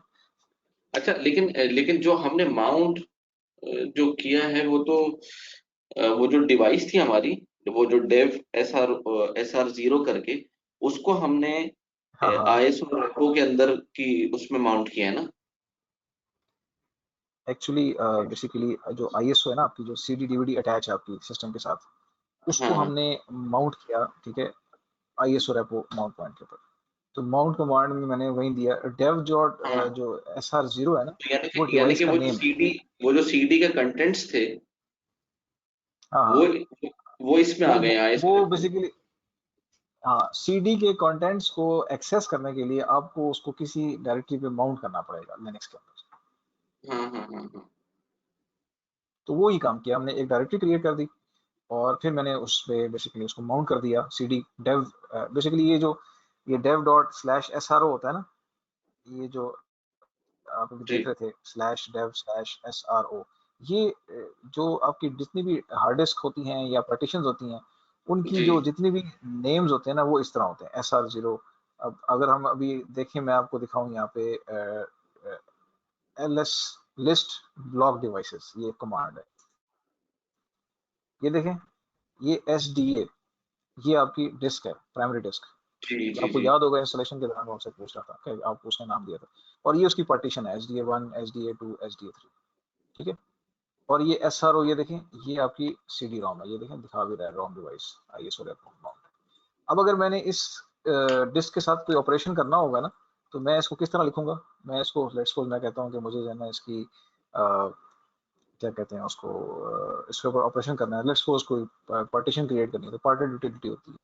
मैं कहता हूँ पार्टेड स्लैश डेव, क्या लिखूंगा, SDA। डेव के अंदर एक डायरेक्टरी है जिसके अंदर तमाम स्पेशल डिवाइसेस, उनकी जो है ना रिप्रेजेंटेशन है इस नाम, मतलब SDA। और मैं इसको जैसे एंटर करूंगा तो ये मैं सूडो करना भूल गया, तो मैं सूडो करूं, तो ये देखें, ये मुझे उसने पासवर्ड मांगा और मैं इसको पासवर्ड दे दिया। अब ये देखें, मैं इसको प्रिंट कमांड दूंगा, तो ये मुझे बता देगा कि इतनी पार्टीशन आपकी इस सिस्टम के ऊपर है, इस हार्ड डिस्क के ऊपर। तो ये एक, वैसे बता रहा हूँ, एक तरीका है ठीक है। आपका। ये जो जितनी भी आपकी ये होती हैं, क्या कहते हैं उसे, आपकी हार्ड डिस्क के अंदर पार्टीशनिंग हो गई, या आप आगे चल के जितनी भी रिमूवेबल डिवाइसेस मैप करेंगे, तो उनकी एक स्पेशल नेम होता है उनका, वो नेम इस तरह होता है। तो डेव ठीक है। स्लैश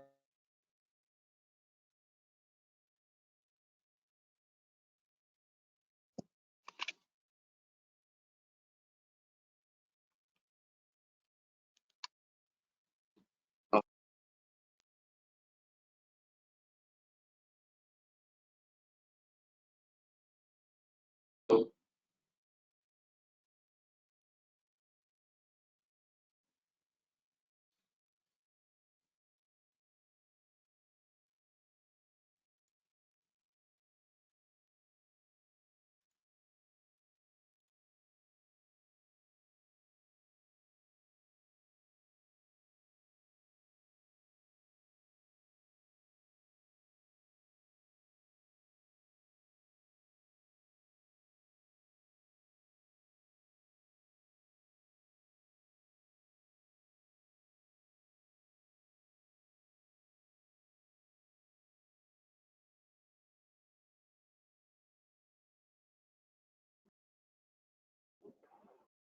शायद उनका डिस्कनेक्ट हो गया।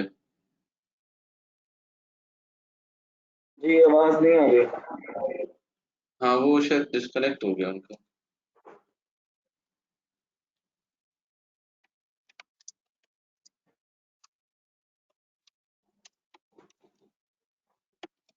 और आप सुनाए, प्रैक्टिस कैसे चल रही है? सर प्रैक्टिस तो बहुत ही कम है मेरी, मैं काफी इस चीज में वीक हूँ। वो इसलिए क्योंकि टाइम नहीं मिलता, वो इतनी नाइट एक्टिविटीज वगैरह अक्सर हो रही होती हैं। सही सही। हाँ, आप बताएं आपकी कैसी चल रही है? मैंने बस असल में मैं घर गया हुआ था अपने भावलपुर, जी कल ही जी। आया हूँ रात को। आज बस थोड़ा सा ऐसे काम शाम किया, लेकिन अभी 2-3 फैमिली को तो छोड़ा है ना, अब टाइम है, 2-3 दिन में इंशाल्लाह कर लूंगा सारा। जी जी जी बिल्कुल। तो हमारी क्योंकि कभी जब नाइट तक नाइट प्रैक्टिस नहीं करेंगे उस वक्त तक फायदा नहीं होता ना। नहीं फिर नहीं, आपको फायदा बिल्कुल होता नहीं। हाँ, अभी तो सर जो करा रहे हैं वो तो हम देख रहे हैं ना, जब खुद करेंगे फिर मसले मसाइल भी आते हैं, फिर बंदा शेयर करता है। बिल्कुल बिल्कुल बिल्कुल ऐसा ही है। हम्म। आप मुझे अपना जो है ना वो व्हाट्सएप का नंबर वगैरह शेयर कीजिएगा। जरूर जरूर, आप बल्कि मुझे बताएं, मैं ऐड कर लेता हूँ अभी आपको। हाँ करें करें। जी बताओ। 033 जी ठीक है। 3290 3290 882। 882। ठीक है, ये मैं भी आपको ना मैसेज करता हूँ। करें करें। आपका पूरा अहद नासिर है। जी जी जी जी जी।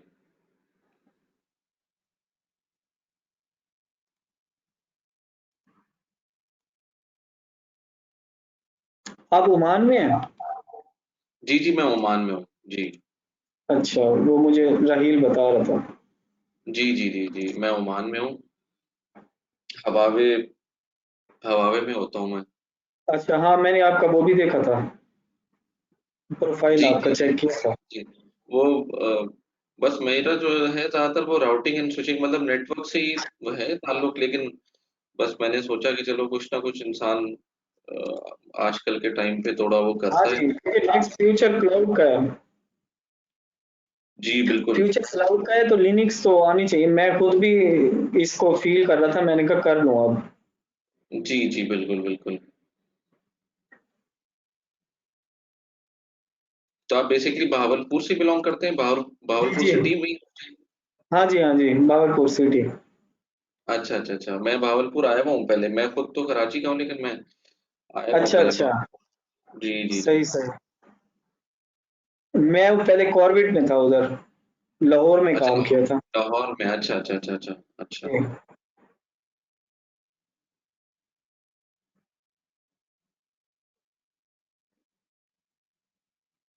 यार आई थिंक आप राहिल साहब से पूछें कि वो काशिफ काशिफ साहब से कांटेक्ट कांटेक्ट करके देखने, वो शायद लाइट वाइट तो ना चली गई हो कहीं। हाँ, मैं अभी कॉल करता हूँ राहील को ना। हाँ हाँ। ये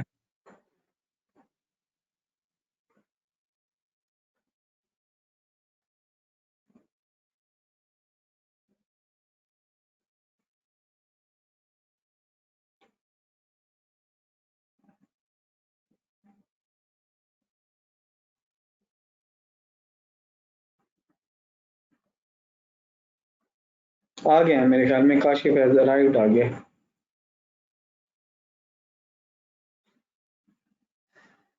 सही है ठीक है।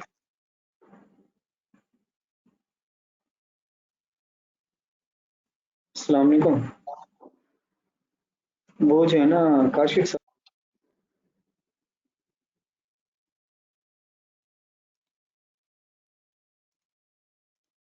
जी मेरी आवाज आ रही है आप लोगों को?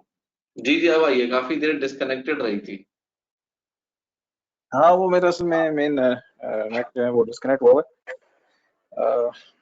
मैं अच्छा अच्छा एक अच्छा। मिनट है ना, कोई अल्टरनेट अरेंजमेंट बस कर रहा हूँ, मुझे बस 2 मिनट दीजिएगा, बस मैं अभी दोबारा जी जी करें करें, कोई मसला नहीं, कोई मसला नहीं।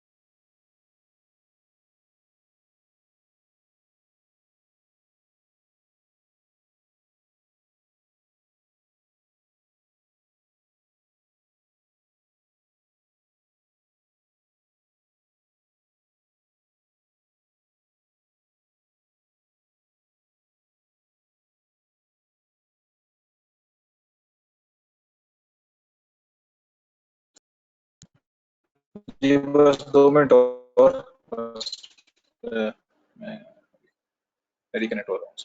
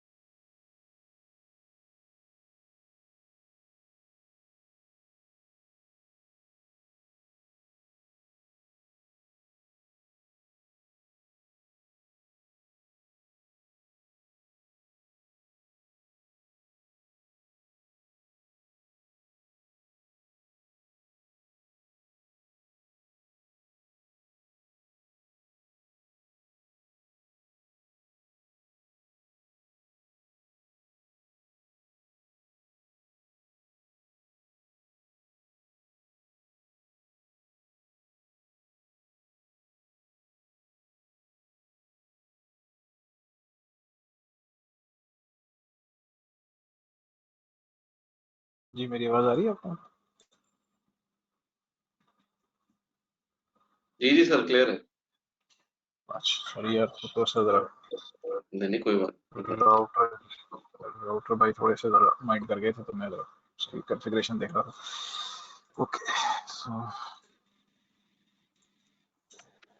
अच्छा खैर हम लोग, अच्छा तो ये बेसिकली जो डेव की जो डायरेक्टरी है, इसके अंदर ये जितनी भी आपकी हार्ड डिस्क की जो पार्टीशंस होती हैं या कंसोल वैल्यूज देख रहे होंगे, तो इसके अंदर सारी स्पेशल डिवाइसेस की इंफॉर्मेशन होती है। ये डीएम से ये रेड डिवाइस होती हैं, डीएम, ठीक है।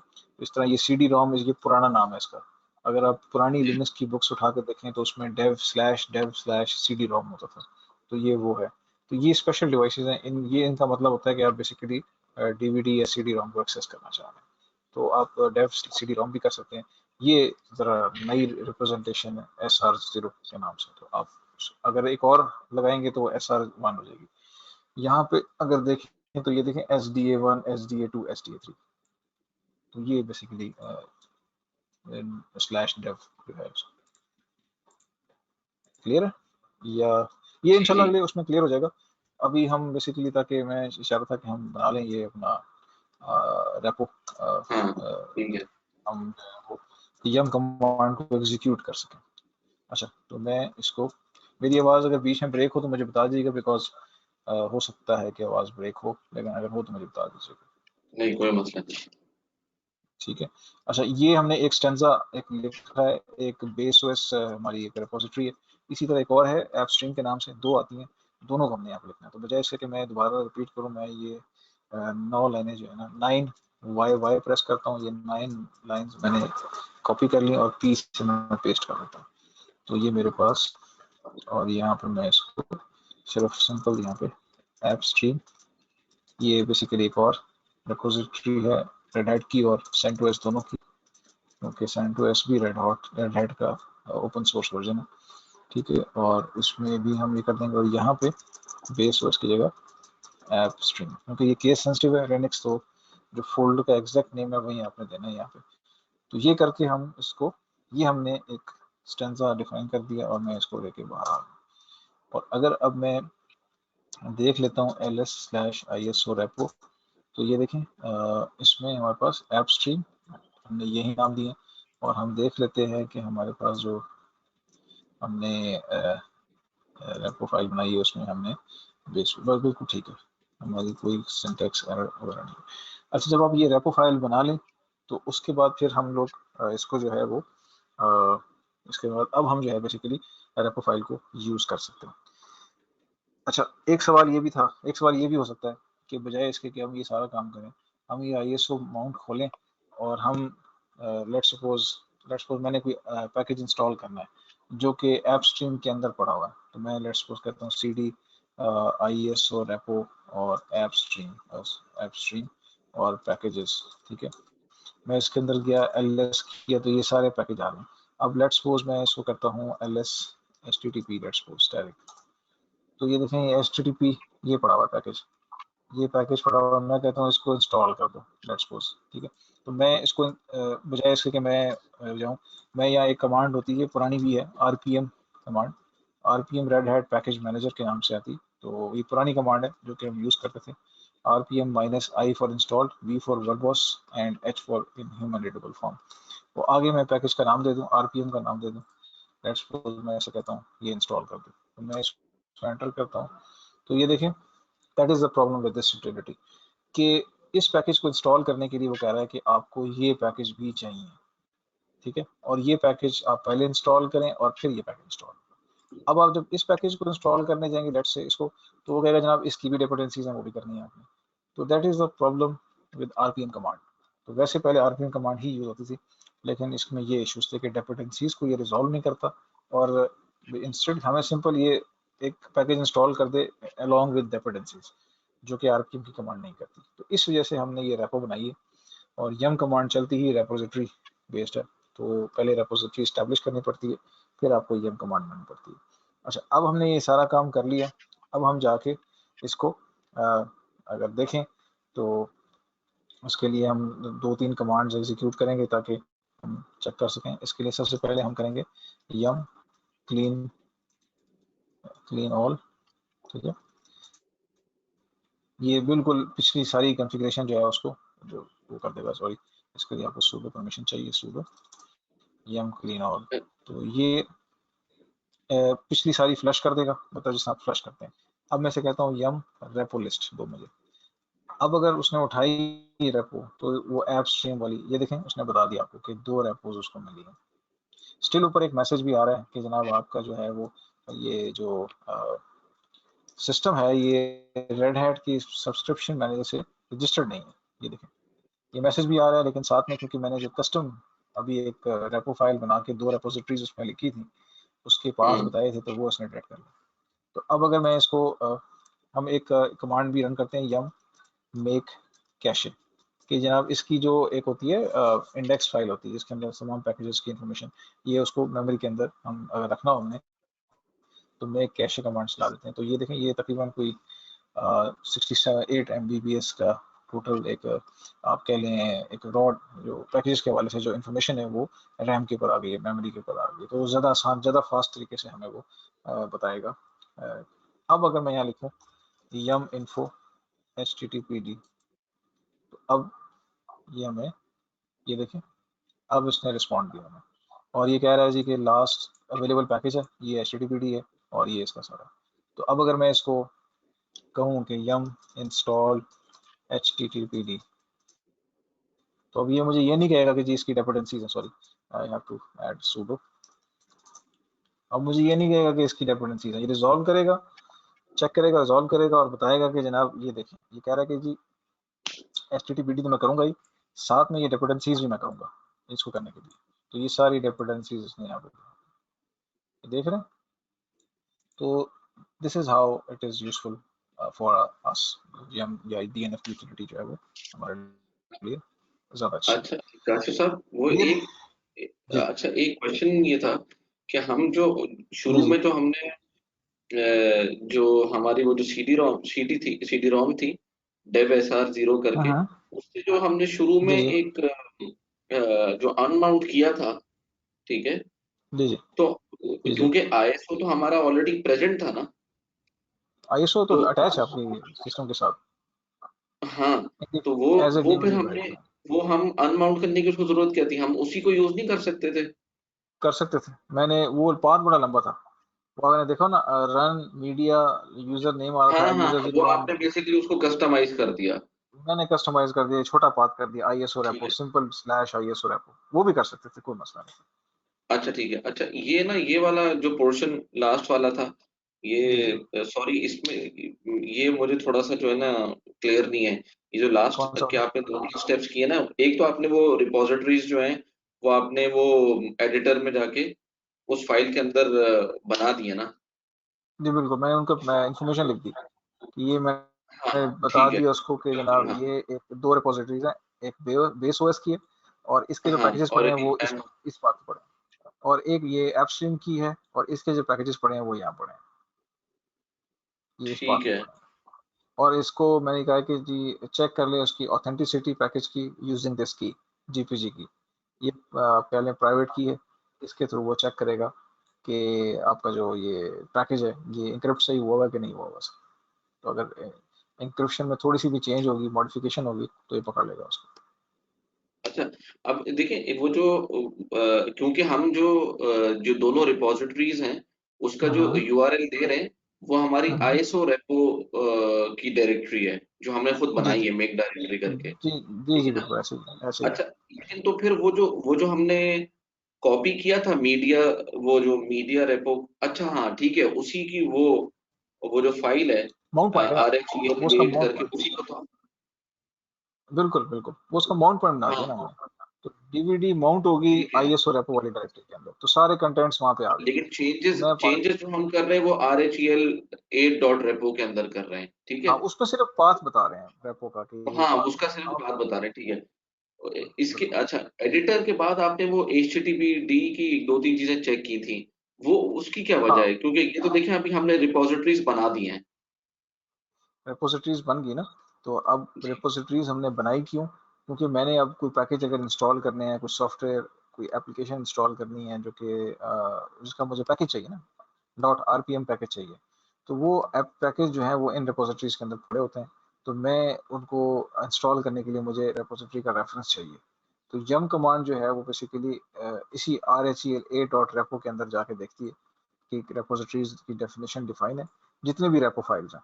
अब उसमें देखेगी अगर मिल गई उसको पाथ, उस पाथ पे जाके चेक करेगी कि यार ये जो HTTPD का इन्होंने मुझसे इन्फो मांगी है, क्या ये इन डिफाइंड रेपोजिटरीज में से किसी जगह पड़ी है कि नहीं पड़ी इसका पैकेज या आरपीएम। जहाँ अच्छा पड़ा होगा ठीक है। तो उसकी इन्फॉर्मेशन लेके आपको दिखा देगा। इसको कहते हैं, ये जो मैंने अभी किया था ना, ये एक मैंने कमांड रन की थी, मेक कैशे, यम मेक कैशे।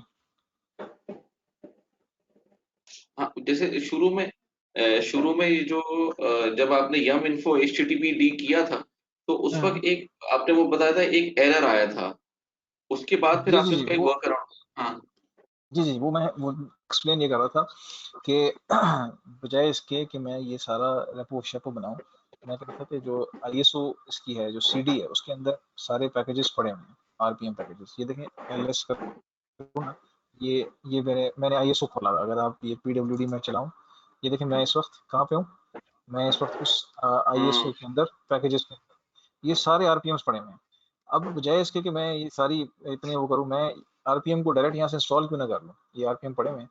अब मैंने ये क्या किया था, मैं इसे ये कह रहा था कि आरपीएम कमांड एक होती है, उसके थ्रू हम इंस्टॉलेशन कर सकते हैं। RPM -i for install VH verbose और ह्यूमन रिडेबिलिटी, और मैं यहाँ पे आरपीएम का नाम पेस्ट कर दूँ, ये आरपीएम एचटीटीपीडी और है, ये हाँ देखें। अच्छा, आपने HTTPD वाला RPM चूज किया है, हाँ, ठीक है। करना यही है मुझे, पहले यम से भी यही करना है, इससे भी यही करना है। लेकिन जब मैं इससे करता हूँ ना आरपीएम कमांड से, तो आरपीएम कमांड कहती है जी कि ठीक है मुझे आरपीएम तो मिल गया, लेकिन इसकी डिपेंडेंसीज हैं, पहले वो इंस्टॉल होंगी फिर ये इंस्टॉल होगा पैकेज। अब ये डिपेंडेंसीज है, मुझे ये पैकेज भी चाहिए। अब पहले मैं ये इंस्टॉल करूँ, फिर मैं आखिर में एचटीटीपी इंस्टॉल करूँ। तो ये ड्रॉबैक है इस कमांड का। ये पुरानी कमांड है, हाँ तो ये ये अच्छा, इसलिए ये बना रहा हूँ। आपने सिर्फ एज अ रेफरेंस बताया कि भाई ये वाली कमांड हाँ, में ये ड्रॉबैक है, ये ठीक है। ड्रॉबैक है, तो इट इज नॉट इसलिए पार्ट हम, ऑफ द प्रोसीजर जो हम फॉलो कर रहे हैं। बिल्कुल बिल्कुल, तो ये इसका जो अल्टरनेट था वो यम कमांड या DNF command, DNF is more fast than yum, तो आप डीएनएफ यूज कर लें। तो इसलिए मैंने कहा था कि आप यम कमांड से या डीएनएफ दोनों का एक ही वो है, सिर्फ चेंज है। आप कहें डीएनएफ अच्छा, इन्फो एचटीटीपीडी करें, तो अब हमने जो लेकिन हम रेपोजिटरीज, ये वाली जो यम यम या DNF की कमांड है, ये हम उस पर्टिकुलर डायरेक्टरी में ही जाके रन करेंगे, जो ISO वो जो पैकेजेस नहीं वाली जो डायरेक्टरी है, नहीं नहीं नहीं कहीं से नहीं भी कर नहीं सकते नहीं नहीं वो कहीं से भी कर सकते हैं। ये जो आरपीएम कमांड है ना, ये आपको उस डायरेक्टरी में जाके रन करनी थी। अच्छा, ओके, ठीक है। यही आरपीएम कमांड का इशू है कि उसको पाथ भी देना पड़ता है आरपीएम का, प्लस आरपीएम के लिए उसकी डिपेंडेंसीज भी रिजॉल्व नहीं होती। जो अच्छा, तो यम ये का जो हमने किया ना, यम तो हाँ, है इसी, इसका मजेदार बात ही है कि उसका पाथ हमने दे दिया रेपो फाइल के अंदर, और अब आप यम को कहीं से भी एग्जीक्यूट कर सकते अच्छा, जब आपने इसको रन किया तो वो अब HTTPD वाला जो पैकेज है या जो भी वो आरपीएम है उसको कर देगा इंस्टॉल, राइट? हैं। हाँ, अब अगर मैं कहूँ ना यम इंस्टॉल httpd, तो ये अब क्या करेगा, ये मुझे बताएगा जनाब, सॉरी मैं सूडो लगाना भूल गया क्योंकि रूट की अच्छा, एलिवेशन पहले चाहिए पहले आपको। वाली चलेगा, यम इन्फो। अच्छा, चलो ठीक है सर। ये देखें यम इंस्टॉल चलाया तो उसने कहा जी कि यम इन्फो भी चला देते हैं। ये देखिए यम हाँ, इन्फो httpd, तो ये आपको इसकी इंफॉर्मेशन दे रहा है इस पैकेज की, ये पैकेज है, हाँ, ये इसकी ओके। रिलीज है, इसका साइज इतना है, ठीक है। अब ये कहाँ से क्यूरी कर रहा है, ये आपको बताता है कि जी मैंने यहाँ से क्यूरी की है, इस रेपोजिटरी से मैंने क्यूरी की है। तो ये बेसिकली हमने क्योंकि कैशे बना दिए, तो ये यहाँ पे आपके पास ओके ठीक है। अच्छा यहाँ पे दिखा रहा, तो अगर मैं इसको इंस्टॉल करना चाहूँ, जैसे मैं अभी कर रहा था sudo yum install httpd, तो अब ये देखें ये मुझे डिपेंडेंसीज भी साथ में इंस्टॉल करवा रहा है खुद ही रिजॉल्व करके, और उनको भी हाँ, इसने खुद ही ढूंढ कर लिया। दिया उसने। और अच्छा। और कहाँ ढूंढा, किस रेपोजिटरी में ढूंढा, ये देखें रेपोजिटरी, और नीचे ये देखें ऐप स्ट्रीम, एक्चुअली और हाँ। एक डिपेंडेंसी उसको मिली बेस ओएस के अंदर। तो that is the plus point if yum command या डीएनएफ कमांड, दोनों की एक ही आउटपुट है। आप यम यूज करें या डीएनएफ यूज करें, DNF is more fast enough than yum, तो आप ठीक है। डीएनएफ बिल्कुल एक ही आउटपुट है, कोई फर्क नहीं है उसमें, ठीक है। अच्छा, तो ये इस तरीके से यूम के हम बाद जी यूम के बाद अगर हम इंस्टॉल लिखते हैं ना, IN टैब देते हैं तो वो कंप्लीट कर देती है। DNF में भी ऐसे है, ऑटो कंप्लीट करती है जी कमांड? बिल्कुल ऐसे है, दोनों में ऐसे ही है। डीएनएफ ठीक इंस्टॉल, ये आ गया, ठीक है, टैब ठीक। प्रेस किया उसने खुद ही लिख दिया, बिल्कुल कोई मसला नहीं। डीएनएफ कमांड को कोशिश करें यूज करना शुरू कर दें, क्योंकि हो सकता है कि आगे जाके आहिस्ता आहिस्ता ये रिप्लेस हो जाए। अभी दोनों पैरेलल चल रही जी, है। 8 में तो है, 8 में DNF ही है। हाँ 8 में डीएनएफ भी है और यम दोनों से चल रही है, ये 8 ही हम चला रहे हैं। तो सही है। डीएनएफ का कोड, सोर्स कोड जो है वो कम है, तो वो इसलिए फास्ट है थोड़ी सी। अच्छा यम की अब मैं अगर यम यूज कर रहा हूँ तो समझे डीएनएफ भी यही चीज है, यही आउटपुट है, कोई फर्क नहीं है। लेकिन तो यम क्योंकि जाहिर बात है पुरानी डॉक्यूमेंट्स के अंदर यूज हो रही है।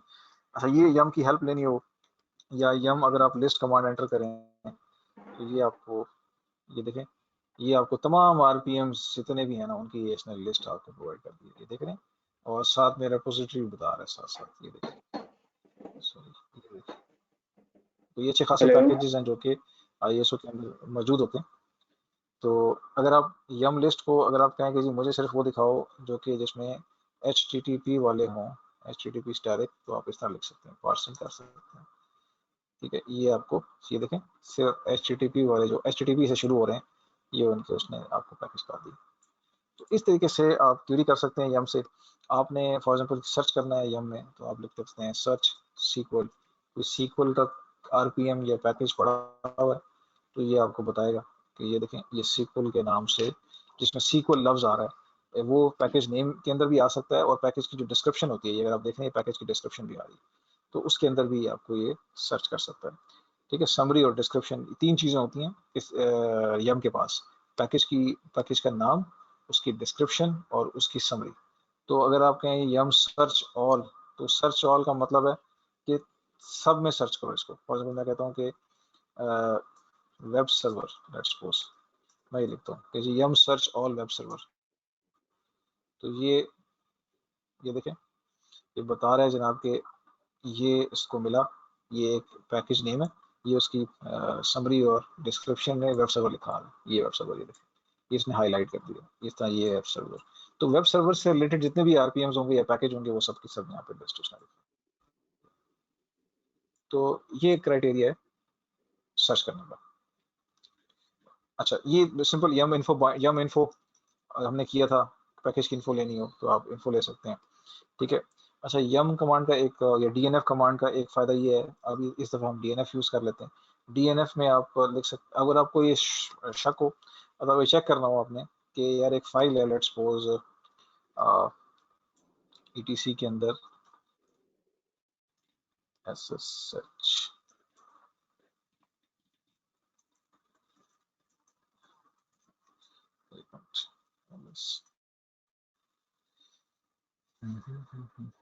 ठीक है। अच्छा, लेट्स सपोज मैं से मुझे नहीं कंफर्म हो रहा कि ये जो फाइल है sshd_config, लेट्स सपोज मैं ये चेक करना चाह रहा हूँ कि ये फाइल किस पैकेज के थ्रू आई है। यहाँ पे वही बात है, जब आप पैकेज इंस्टॉल करते हैं तो ये फाइल्स कॉपी होती हैं। तो अगर मैं जानना चाह रहा हूँ कि यार ये जो फाइल है ये किस पैकेज के थ्रू आई है, sshconfig या sshd_config, तो आप क्या करेंगे, आप लिखेंगे yum या DNF, आप लिखेंगे प्रोवाइड्स और आगे फाइल का पाथ etc ssh और ssh_config, ठीक है, लेट्स सपोज। तो ये बताएगा आपको कि जनाब ये देखें ssh_config किस उससे आई है, आपके RPM से आई है, ओपन SSH क्लाइंट के नाम से ये पैकेज उससे आई है।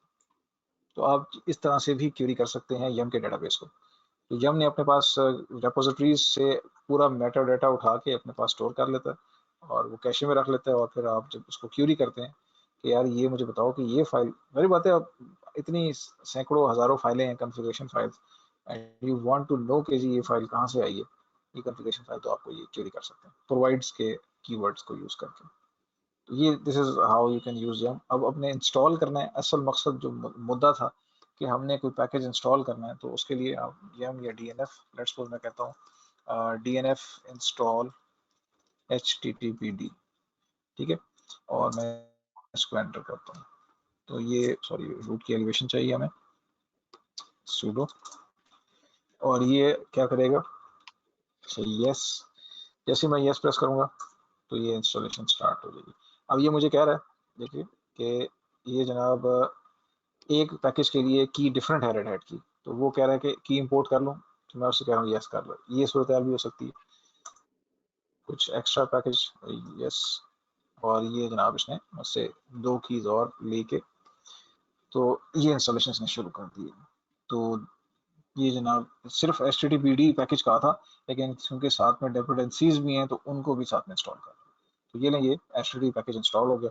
अब HTTP पैकेज हमारे पास इंस्टॉल हो गया तो उसकी जो डायरेक्टरी होती है वो होती है वॉर, अगर आप देखें cd war www.html, ये इसकी डिफ़ॉल्ट डायरेक्टरी होती है।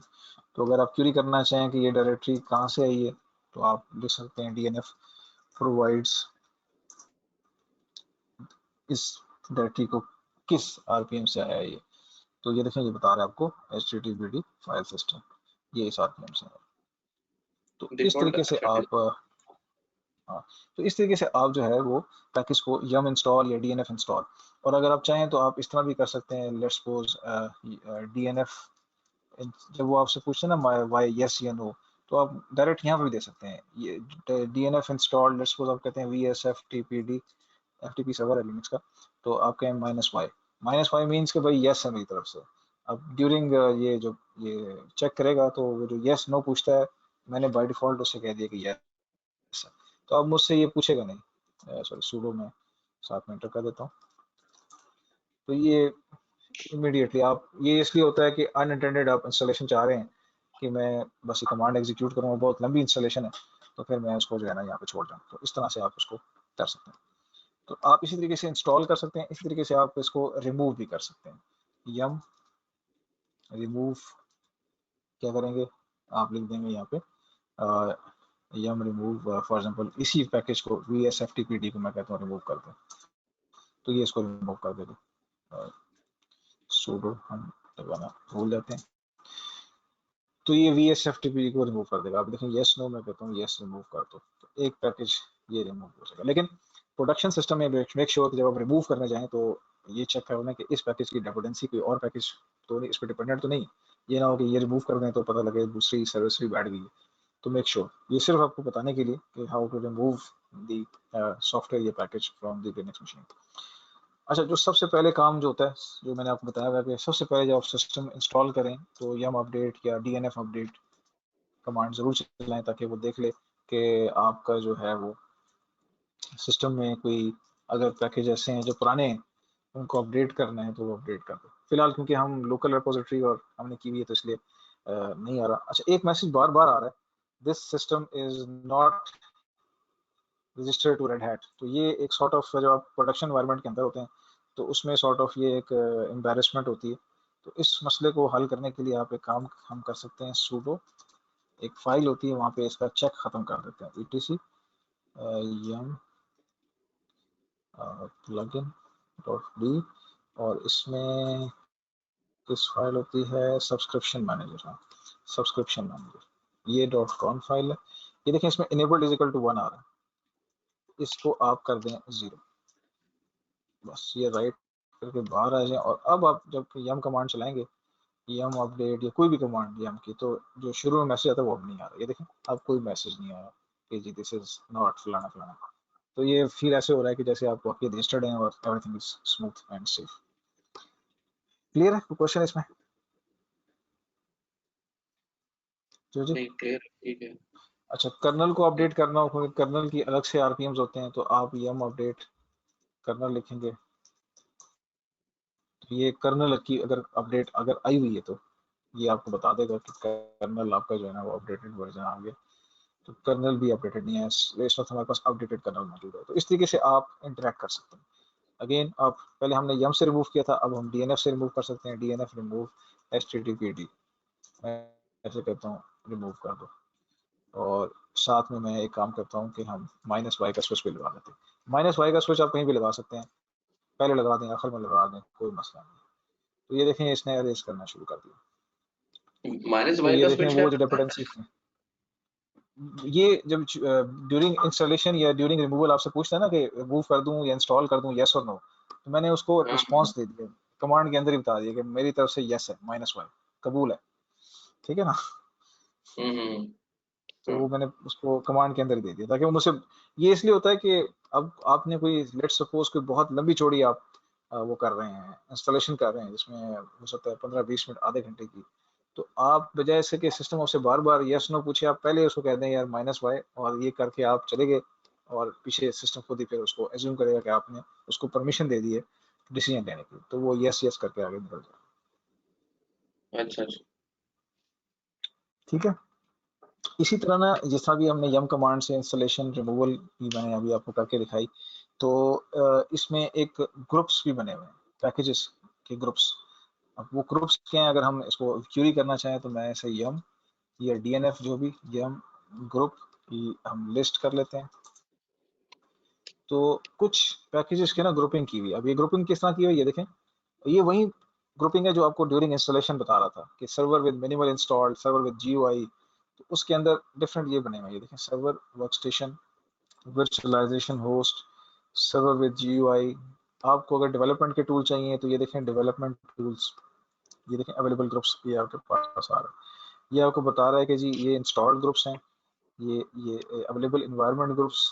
एक इन्वायरमेंट ग्रुप्स होते हैं जो सिस्टम की तरफ से होते हैं, एक अवेलेबल ग्रुप्स हैं जो कि इन्होंने पैकेज बनाए हुए कस्टमाइज। तो ये पैकेज आपके पास है, सिस्टम टूल का पैकेज है, डेवलपमेंट टूल है। तो अगर आप चाहें नहीं मैंने ग्रुप इंस्टॉल करना है, और मैं ऐसे कहता हूँ कि जितने भी डेवलपमेंट पैकेज हैं वो सब के सब इंस्टॉल कर दे, तो आप इसके लिए फिर ये डेवलपमेंट टूल को या ये आरपीएम डेवलपमेंट टूल्स, जब अगर आपने अपना आरपीएम बनाना है, अपना पैकेज बनाना है, तो उसके लिए आपको आरपीएम डेवलपमेंट टूल्स चाहिए। तो आप इसको कह सकते हैं कि ये इसकी इन्फो लेनी हो तो हम इसकी इन्फो ले लेते हैं। लेट्स सपोज मैं ऐसे कहता हूँ कि ये यम इन्फो, ठीक है, और इसमें दरअसल में हम यूज़ करेंगे क्योंकि ग्रुप है तो ग्रुप इन्फो, और इसमें मैं इसका नाम दे देता हूँ। वैसे तो इसको ऑटो रिजॉल्व कर लेना चाहिए। लेट्स सी, देखते हैं, नहीं ऑटो रिजॉल्व नहीं कर रहा, नहीं ऑटो रिजॉल्व नहीं कर रहा, यम ग्रुप इन्फो, और मैं इसको पेस्ट कर देता हूँ आरपीएम डेवलपमेंट टूल्स, ठीक है। ये मैं इसको कहता हूँ, इसको हम कोट्स में लिख देंगे ताकि ये इसको,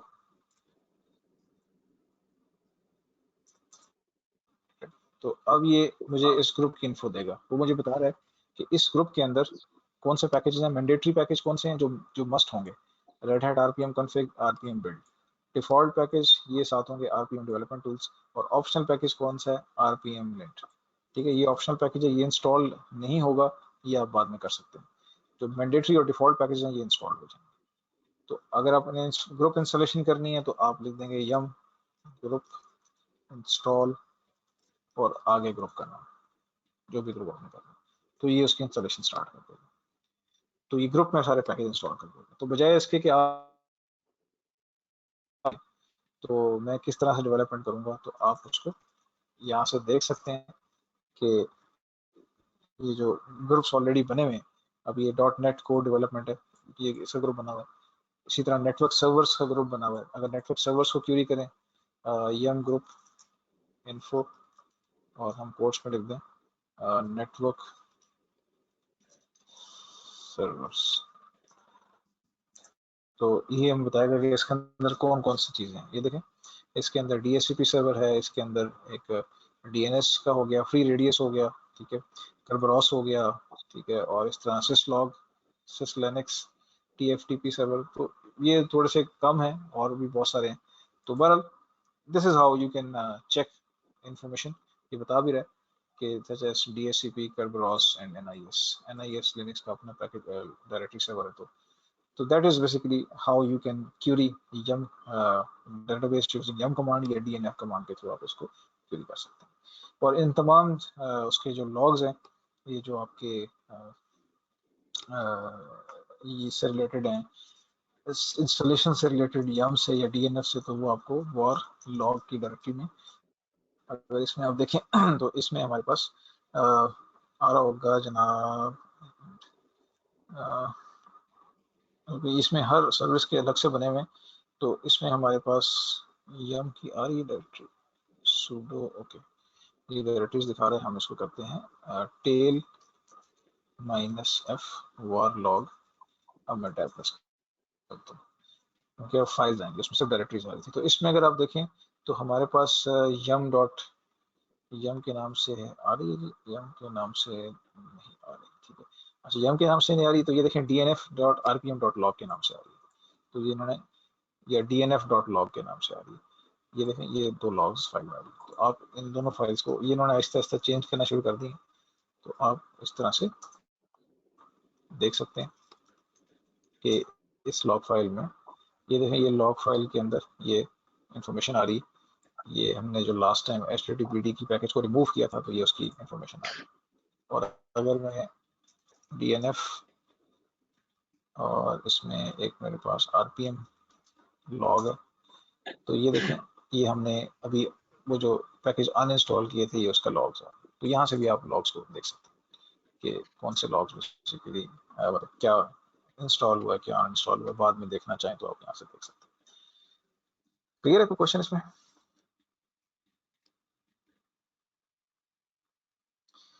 अच्छा, एक और, यम की हिस्ट्री देखना चाहें तो आप यम हिस्ट्री भी देख सकते हैं कि आपने अब तक क्या क्या किया।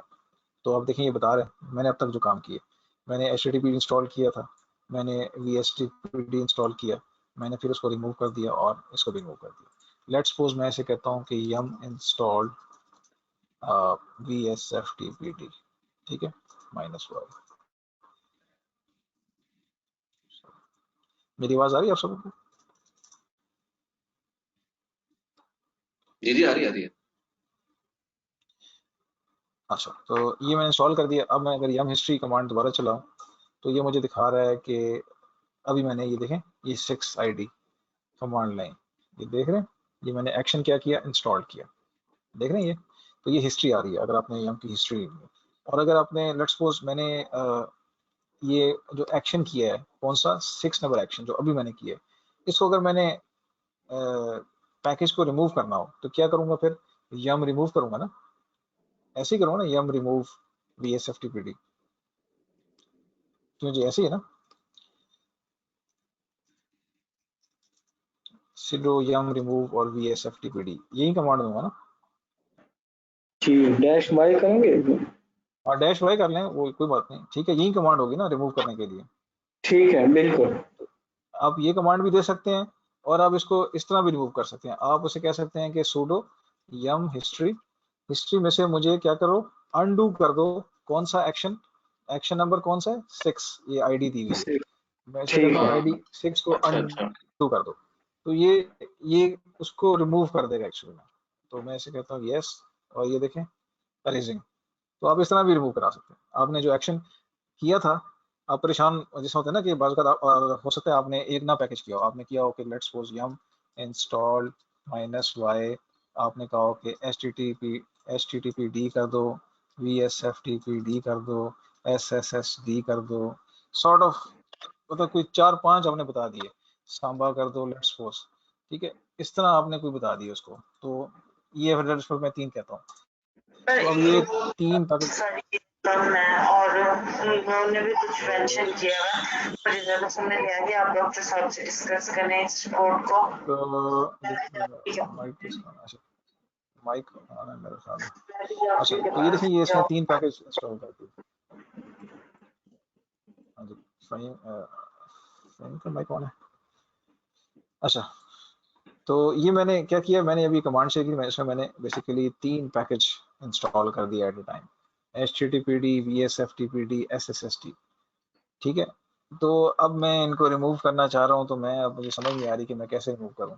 तो मैं क्या करूँगा, मैं यम हिस्ट्री कमांड से जाके देखता हूँ कि जनाब ये मेरा एक्शन नंबर कौन सा था, 8 था मेरा, तो एक्शन नंबर 8 को मैं अंडू कर देता हूँ, अंडू 8, तो दैट्स इट। तो ये खुद ही उसको जितने भी मैंने पैकेज दिए होंगे सब मैंने इंस्टॉल कर दिया, ठीक है।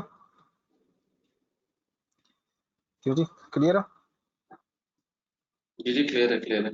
अच्छा, ये नॉर्मली हमें प्रोडक्शन एनवायरनमेंट में, या जैसे हमारे जो ये कमर्शियल नेटवर्क्स वगैरह चल रहे हैं, इसमें पैकेजेस की इंस्टॉलेशन की कब जरूरत पड़ती है? जब कोई, हाँ क्योंकि बिल्कुल, नॉर्मली आप देखिए इस तरह के जो पैकेजेस वगैरह होते हैं वो तो अवेलेबल होते ही हैं, लेकिन जरूरत कब पड़ती है हमें? ज़रूरत तब पड़ती है, अभी आपके सामने है, लेट्स सपोज अभी इंशाल्लाह जब ये RSC वाला हमारा सिलेक्शन ख़त्म होगा ना करीब इंशाल्लाह, जी जी एक हफ्ते में ख़त्म हो जाएगा, तो उसके बाद फिर हम लोग जब शिफ्ट करेंगे RSCE में, तो उसमें डिफरेंट सर्विसेज हमने इंस्टॉल करनी है, उन सर्विसेज के लिए डिफरेंट टूल्स भी इंस्टॉल करेंगे, तो उसके लिए फिर RPM हमें ये पैकेज चाहिए इंस्टॉल। अब जैसा आप मिसाल ले रहे हैं, मैं अभी आगे चल के आपको ना ये HTTPD की को एज ए एग्जांपल लेके मैंने आपको काफ़ी एक्सरसाइजेस करानी है। तो HTTPD सिस्टम में आपके इंस्टॉल नहीं है, तो अगर इंस्टॉल करना हो, जारी बात है, फिर आपको चाहिए RPM चाहिए, ठीक है। ऐसी है। तो इस काम के लिए काम करेंगे इंशाल्लाह, जब भी हमें कोई नेटवर्क सर्वर इंस्टॉल करना होगा। अब मिसाल के तौर पे एनसिबल आपने इंस्टॉल करनी है, ठीक है ना, आगे चल के, तो एनसिबल बाय डिफॉल्ट एग्जिस्ट नहीं करती। अगर आप देखें ना, यम इन्फो एनसिबल ये नहीं है, no matching package to list. जो करंट रिपोजिटरीज मैंने कॉन्फ़िगर किए हैं उसमें एनसिबल का पैकेज एग्जिस्ट ही नहीं करता, ठीक है। तो उसके लिए अब क्या करना पड़ेगा, एक अलग रेपो होती है वो इंस्टॉल करनी पड़ेगी। वो हम किस तरह करेंगे, यम इंस्टॉल EPL में बताया था, EPL रिलीज के नाम से एक ये रेपो होती है, ये आपको इंस्टॉल करनी पड़ेगी। तो ये इंस्टॉल करेंगे तो उसके बाद फिर आपके पास जाके वो उसकी आएगी। तो खैर इसी नाम से होती है, EPL रिलीज के नाम से मेरे ख्याल है, तो टू बी एग्जैक्ट मैं चेक कर लूँगा। तो ये इस तरीके से आप होगी, ऐसे नहीं होगी कि आप जो है ना वो क्या कहते हैं उसे, अच्छा, काशिफ साहब एक चीज बताइएगा कि जैसे जी जी आपने जी अपने कोर्स कंटेंट के अंदर RHCE जो है उसके साथ ये एनसिबल के भी कंटेंट्स वगैरह डाले हुए हैं ना, तो जी जी ये जो है ये बेसिकली मतलब एनसिबल एग्जैक्टली है क्या, ये देखिए किस चीज के लिए? हाँ मैं मैं आपको बताता हूँ, बेसिकली जो RSC7 है ना और जो RSC8 है, मैंने दोनों मिक्स कर जी, दिए कंटेंट्स, दोनों के कंटेंट्स को मिक्स कर दिया मैंने, ठीक है, ठीक है। ठीक है। वो इसलिए किया क्योंकि ताकि आपको दोनों का फ्लेवर मिल जाए। RSC जो 8 है ना, जो रेड हैट 8 का है, उसमें उन्होंने RSC के अंदर सब खत्म करके एनसिबल डाल दिया। तो एनसिबल बेसिकली ऑटोमेशन है आपकी, ये आपके जितने भी ये प्रोसेस अभी हम कर रहे हैं ना, ये सारी कमांड्स दे रहे हैं, ये सारे सर्वर्स इंस्टॉल जी कर रहे जी हैं, HTTPD, ये आप एनसिबल के थ्रू बआसानी ना सिर्फ इंस्टॉलेशन बल्कि कॉन्फ़िगरेशन, ऑटोमेटिक कॉन्फ़िगरेशन और ऑटोमेटिक रन टाइम के ऊपर आप उसकी वैल्यूज पैरामीटर्स चेंज कर सकते हैं। तो वो एक ऑटोमेशन टूल है, कॉन्फ़िगरेशन मैनेजमेंट टूल है, जिसके थ्रू ना सिर्फ आप कोई भी पूरा इंफ्रास्ट्रक्चर जो सर्वर डाटा सेंटर पूरा खड़ा कर सकते हैं एक एनसिबल की स्क्रिप्ट से, जिसको प्लेबुक कहते हैं बेसिकली, वो सारा मैं आपको करके दिखाऊंगा अच्छा, इंशाल्लाह। वो आखिर में हम वो अच्छा पढ़ेंगे। वो सबसे इम्पोर्टेंट पार्ट है इस पूरे कोर्स का, वो उसका न्यूक्लियस है बेसिकली, उसकी डिमांड सबसे ज़्यादा है इस वक्त एंसिबल की। और इंशाल्लाह आप लोगों को मैं आखिर में फिर नेटवर्क की केस स्टडी भी करा दूंगा उसकी। नेटवर्क उसके थ्रू आप ना सिर्फ लिनक्स की मशीन की ऑटोमेशन कर सकते हैं, आप विंडोज़ की मशीन की ऑटोमेशन कर सकते हैं। आप नेटवर्क के जो स्विचेस हैं, राउटर्स हैं, फायरवॉल्स हैं, भले किसी भी वेंडर की हैं, आप जो अच्छा क्लाउड्स हैं जितने भी हैं, अमेजोन है, एज्योर है, गूगल क्लाउड है, वीएमवेयर है, एनीथिंग, वर्चुअल मशीन्स क्रिएट कर सकते हैं, सब कुछ कर सकते हैं उससे। अच्छा बहुत बड़ा नाइस। टूल है वो। लेकिन इसमें ये है कि ये पाइथन पाइथन से कैसे डिफरेंट है ये एनसिबल जो है? एंसिबल बेसिकली जो एंसिबल में जो हम स्क्रिप्ट लिखते हैं ना, वो हम लिखते हैं एक YAML फाइल, YAML लैंग्वेज होती है, उसमें लिखते हैं। तो जो YAML के बैक एंड के ऊपर पाइथन ही चल रहा होता है, ठीक है। अच्छा तो वो अच्छा अच्छा। एक्चुअली में बैक एंड के ऊपर पाइथन के स्क्रिप्ट्स ही होते हैं, लेकिन फ्रंट एंड के ऊपर उसने आपको जो लैंग्वेज दी होती है, इसे YAML लैंग्वेज कहते हैं, YAML। वो बड़ी सिंपल होती है, बहुत सिंपल होती है। मैं आपको दिखा देता हूँ, मैं बेसिकली एक मिनट, ये कुछ इस तरह होती है, आपको सॉरी नजर आ जाए तो। ये जनाब ये देखें, ये इस तरह की ये एक प्ले बुक है, ये सैंपल प्ले बुक है। ये क्या कर रही है, VSF, ये जो भी हम VSFTP इंस्टॉल कर रहे थे, ये हम कह रहे हैं कि हाँ जनाब इसको इंस्टॉल कर दो, इसकी सर्विस एक्टिवेट कर दो, और इसके अंदर कंटेंट भी कॉपी कर दो। ये मैं उसको, ये सिंपल सी देखें कितनी सिंपल लैंग्वेज है। नेम, टास्क का नाम बता रहा हूँ, किस होस्ट के ऊपर मैं इसने ऑपरेशन करना है, टास्क क्या है कि पहले इंस्टॉल करो, फिर सर्विस को इनेबल कर दो, और उसके बाद एक फाइल को उसकी जो है उसमें वो कर दो, और उसके बाद फिर ये एग्जीक्यूट कर दो। तो ये चीज़ आप कर सकते हो। एक सेकंड मुझे दीजिएगा। जी जी।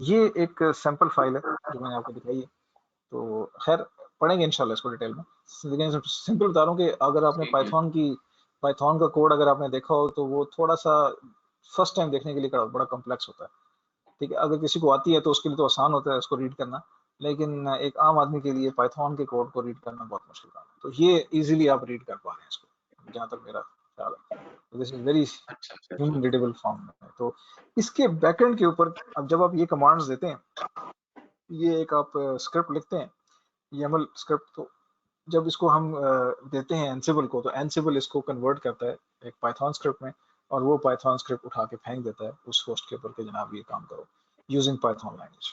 तो एग्जैक्टली बेसिकली पाइथन की बैकएंड के ऊपर पाइथन यूज होगी, तो ये काम कर सकते हैं, अच्छा ठीक है। ठीक है सही है। तो अच्छा वो बस मेरा एक लास्ट क्वेश्चन है। वो आपने मुझे एक एक तो ऑप्शन बताया था वो VMware में ना, अगर मुझे वो नेस्टेड, वो एक आपने मुझे बताया था वो जो उसमें CPU में जाके हाँ वर्चुअलाइजेशन हाँ पे हम चेक करते हैं, तो हाँ उसके हाँ, अलावा सेकंड सेकंड क्या ऑप्शन था? जो बायोस में दो जाके, बताया था अच्छा आपने। VMs, हाँ सेकंड ऑप्शन मैंने आपको बताया था कि अगर आपने नेस्टेड करना है तो जो वर्चुअल स्विच है ना, उसमें जो सिक्योरिटी पॉलिसीज हैं उसमें प्रोमिस्कस मोड को आप वो करते हैं, हाँ डिसएबल कर प्रोमिस्कस देते हैं, मोड, ओके ओके। अच्छा ठीक है ठीक है। तो ठीक वो है आपका ठीक है। काम बन जाएगा इंशाल्लाह। चलें ठीक है ठीक है जी। चलें ठीक तो ठीक है चलें। ये आपका मॉड्यूल ख़त्म हो गया, तो कल इंशाल्लाह फिर हम स्टोरेज का मॉड्यूल स्टार्ट करेंगे, और अ, वो उसको ख़त्म करने के बाद फिर इंशाल्लाह स्टोरेज और नेटवर्क का मॉड्यूल फिर इंशाल्लाह हम साथ में हम करेंगे इंशाल्लाह। तो ठीक क्वेश्चन चलें अब ठीक तक? है। नहीं नहीं ये ठीक है। चलो ठीक हो गया इंशाल्लाह, फिर कल मुलाकात ओके होती है सेम टाइम। ओके ओके, इंशाल्लाह। अल्लाह ओके हाफिज़। अस्सलाम। ओके, वालेकुम अस्सलाम।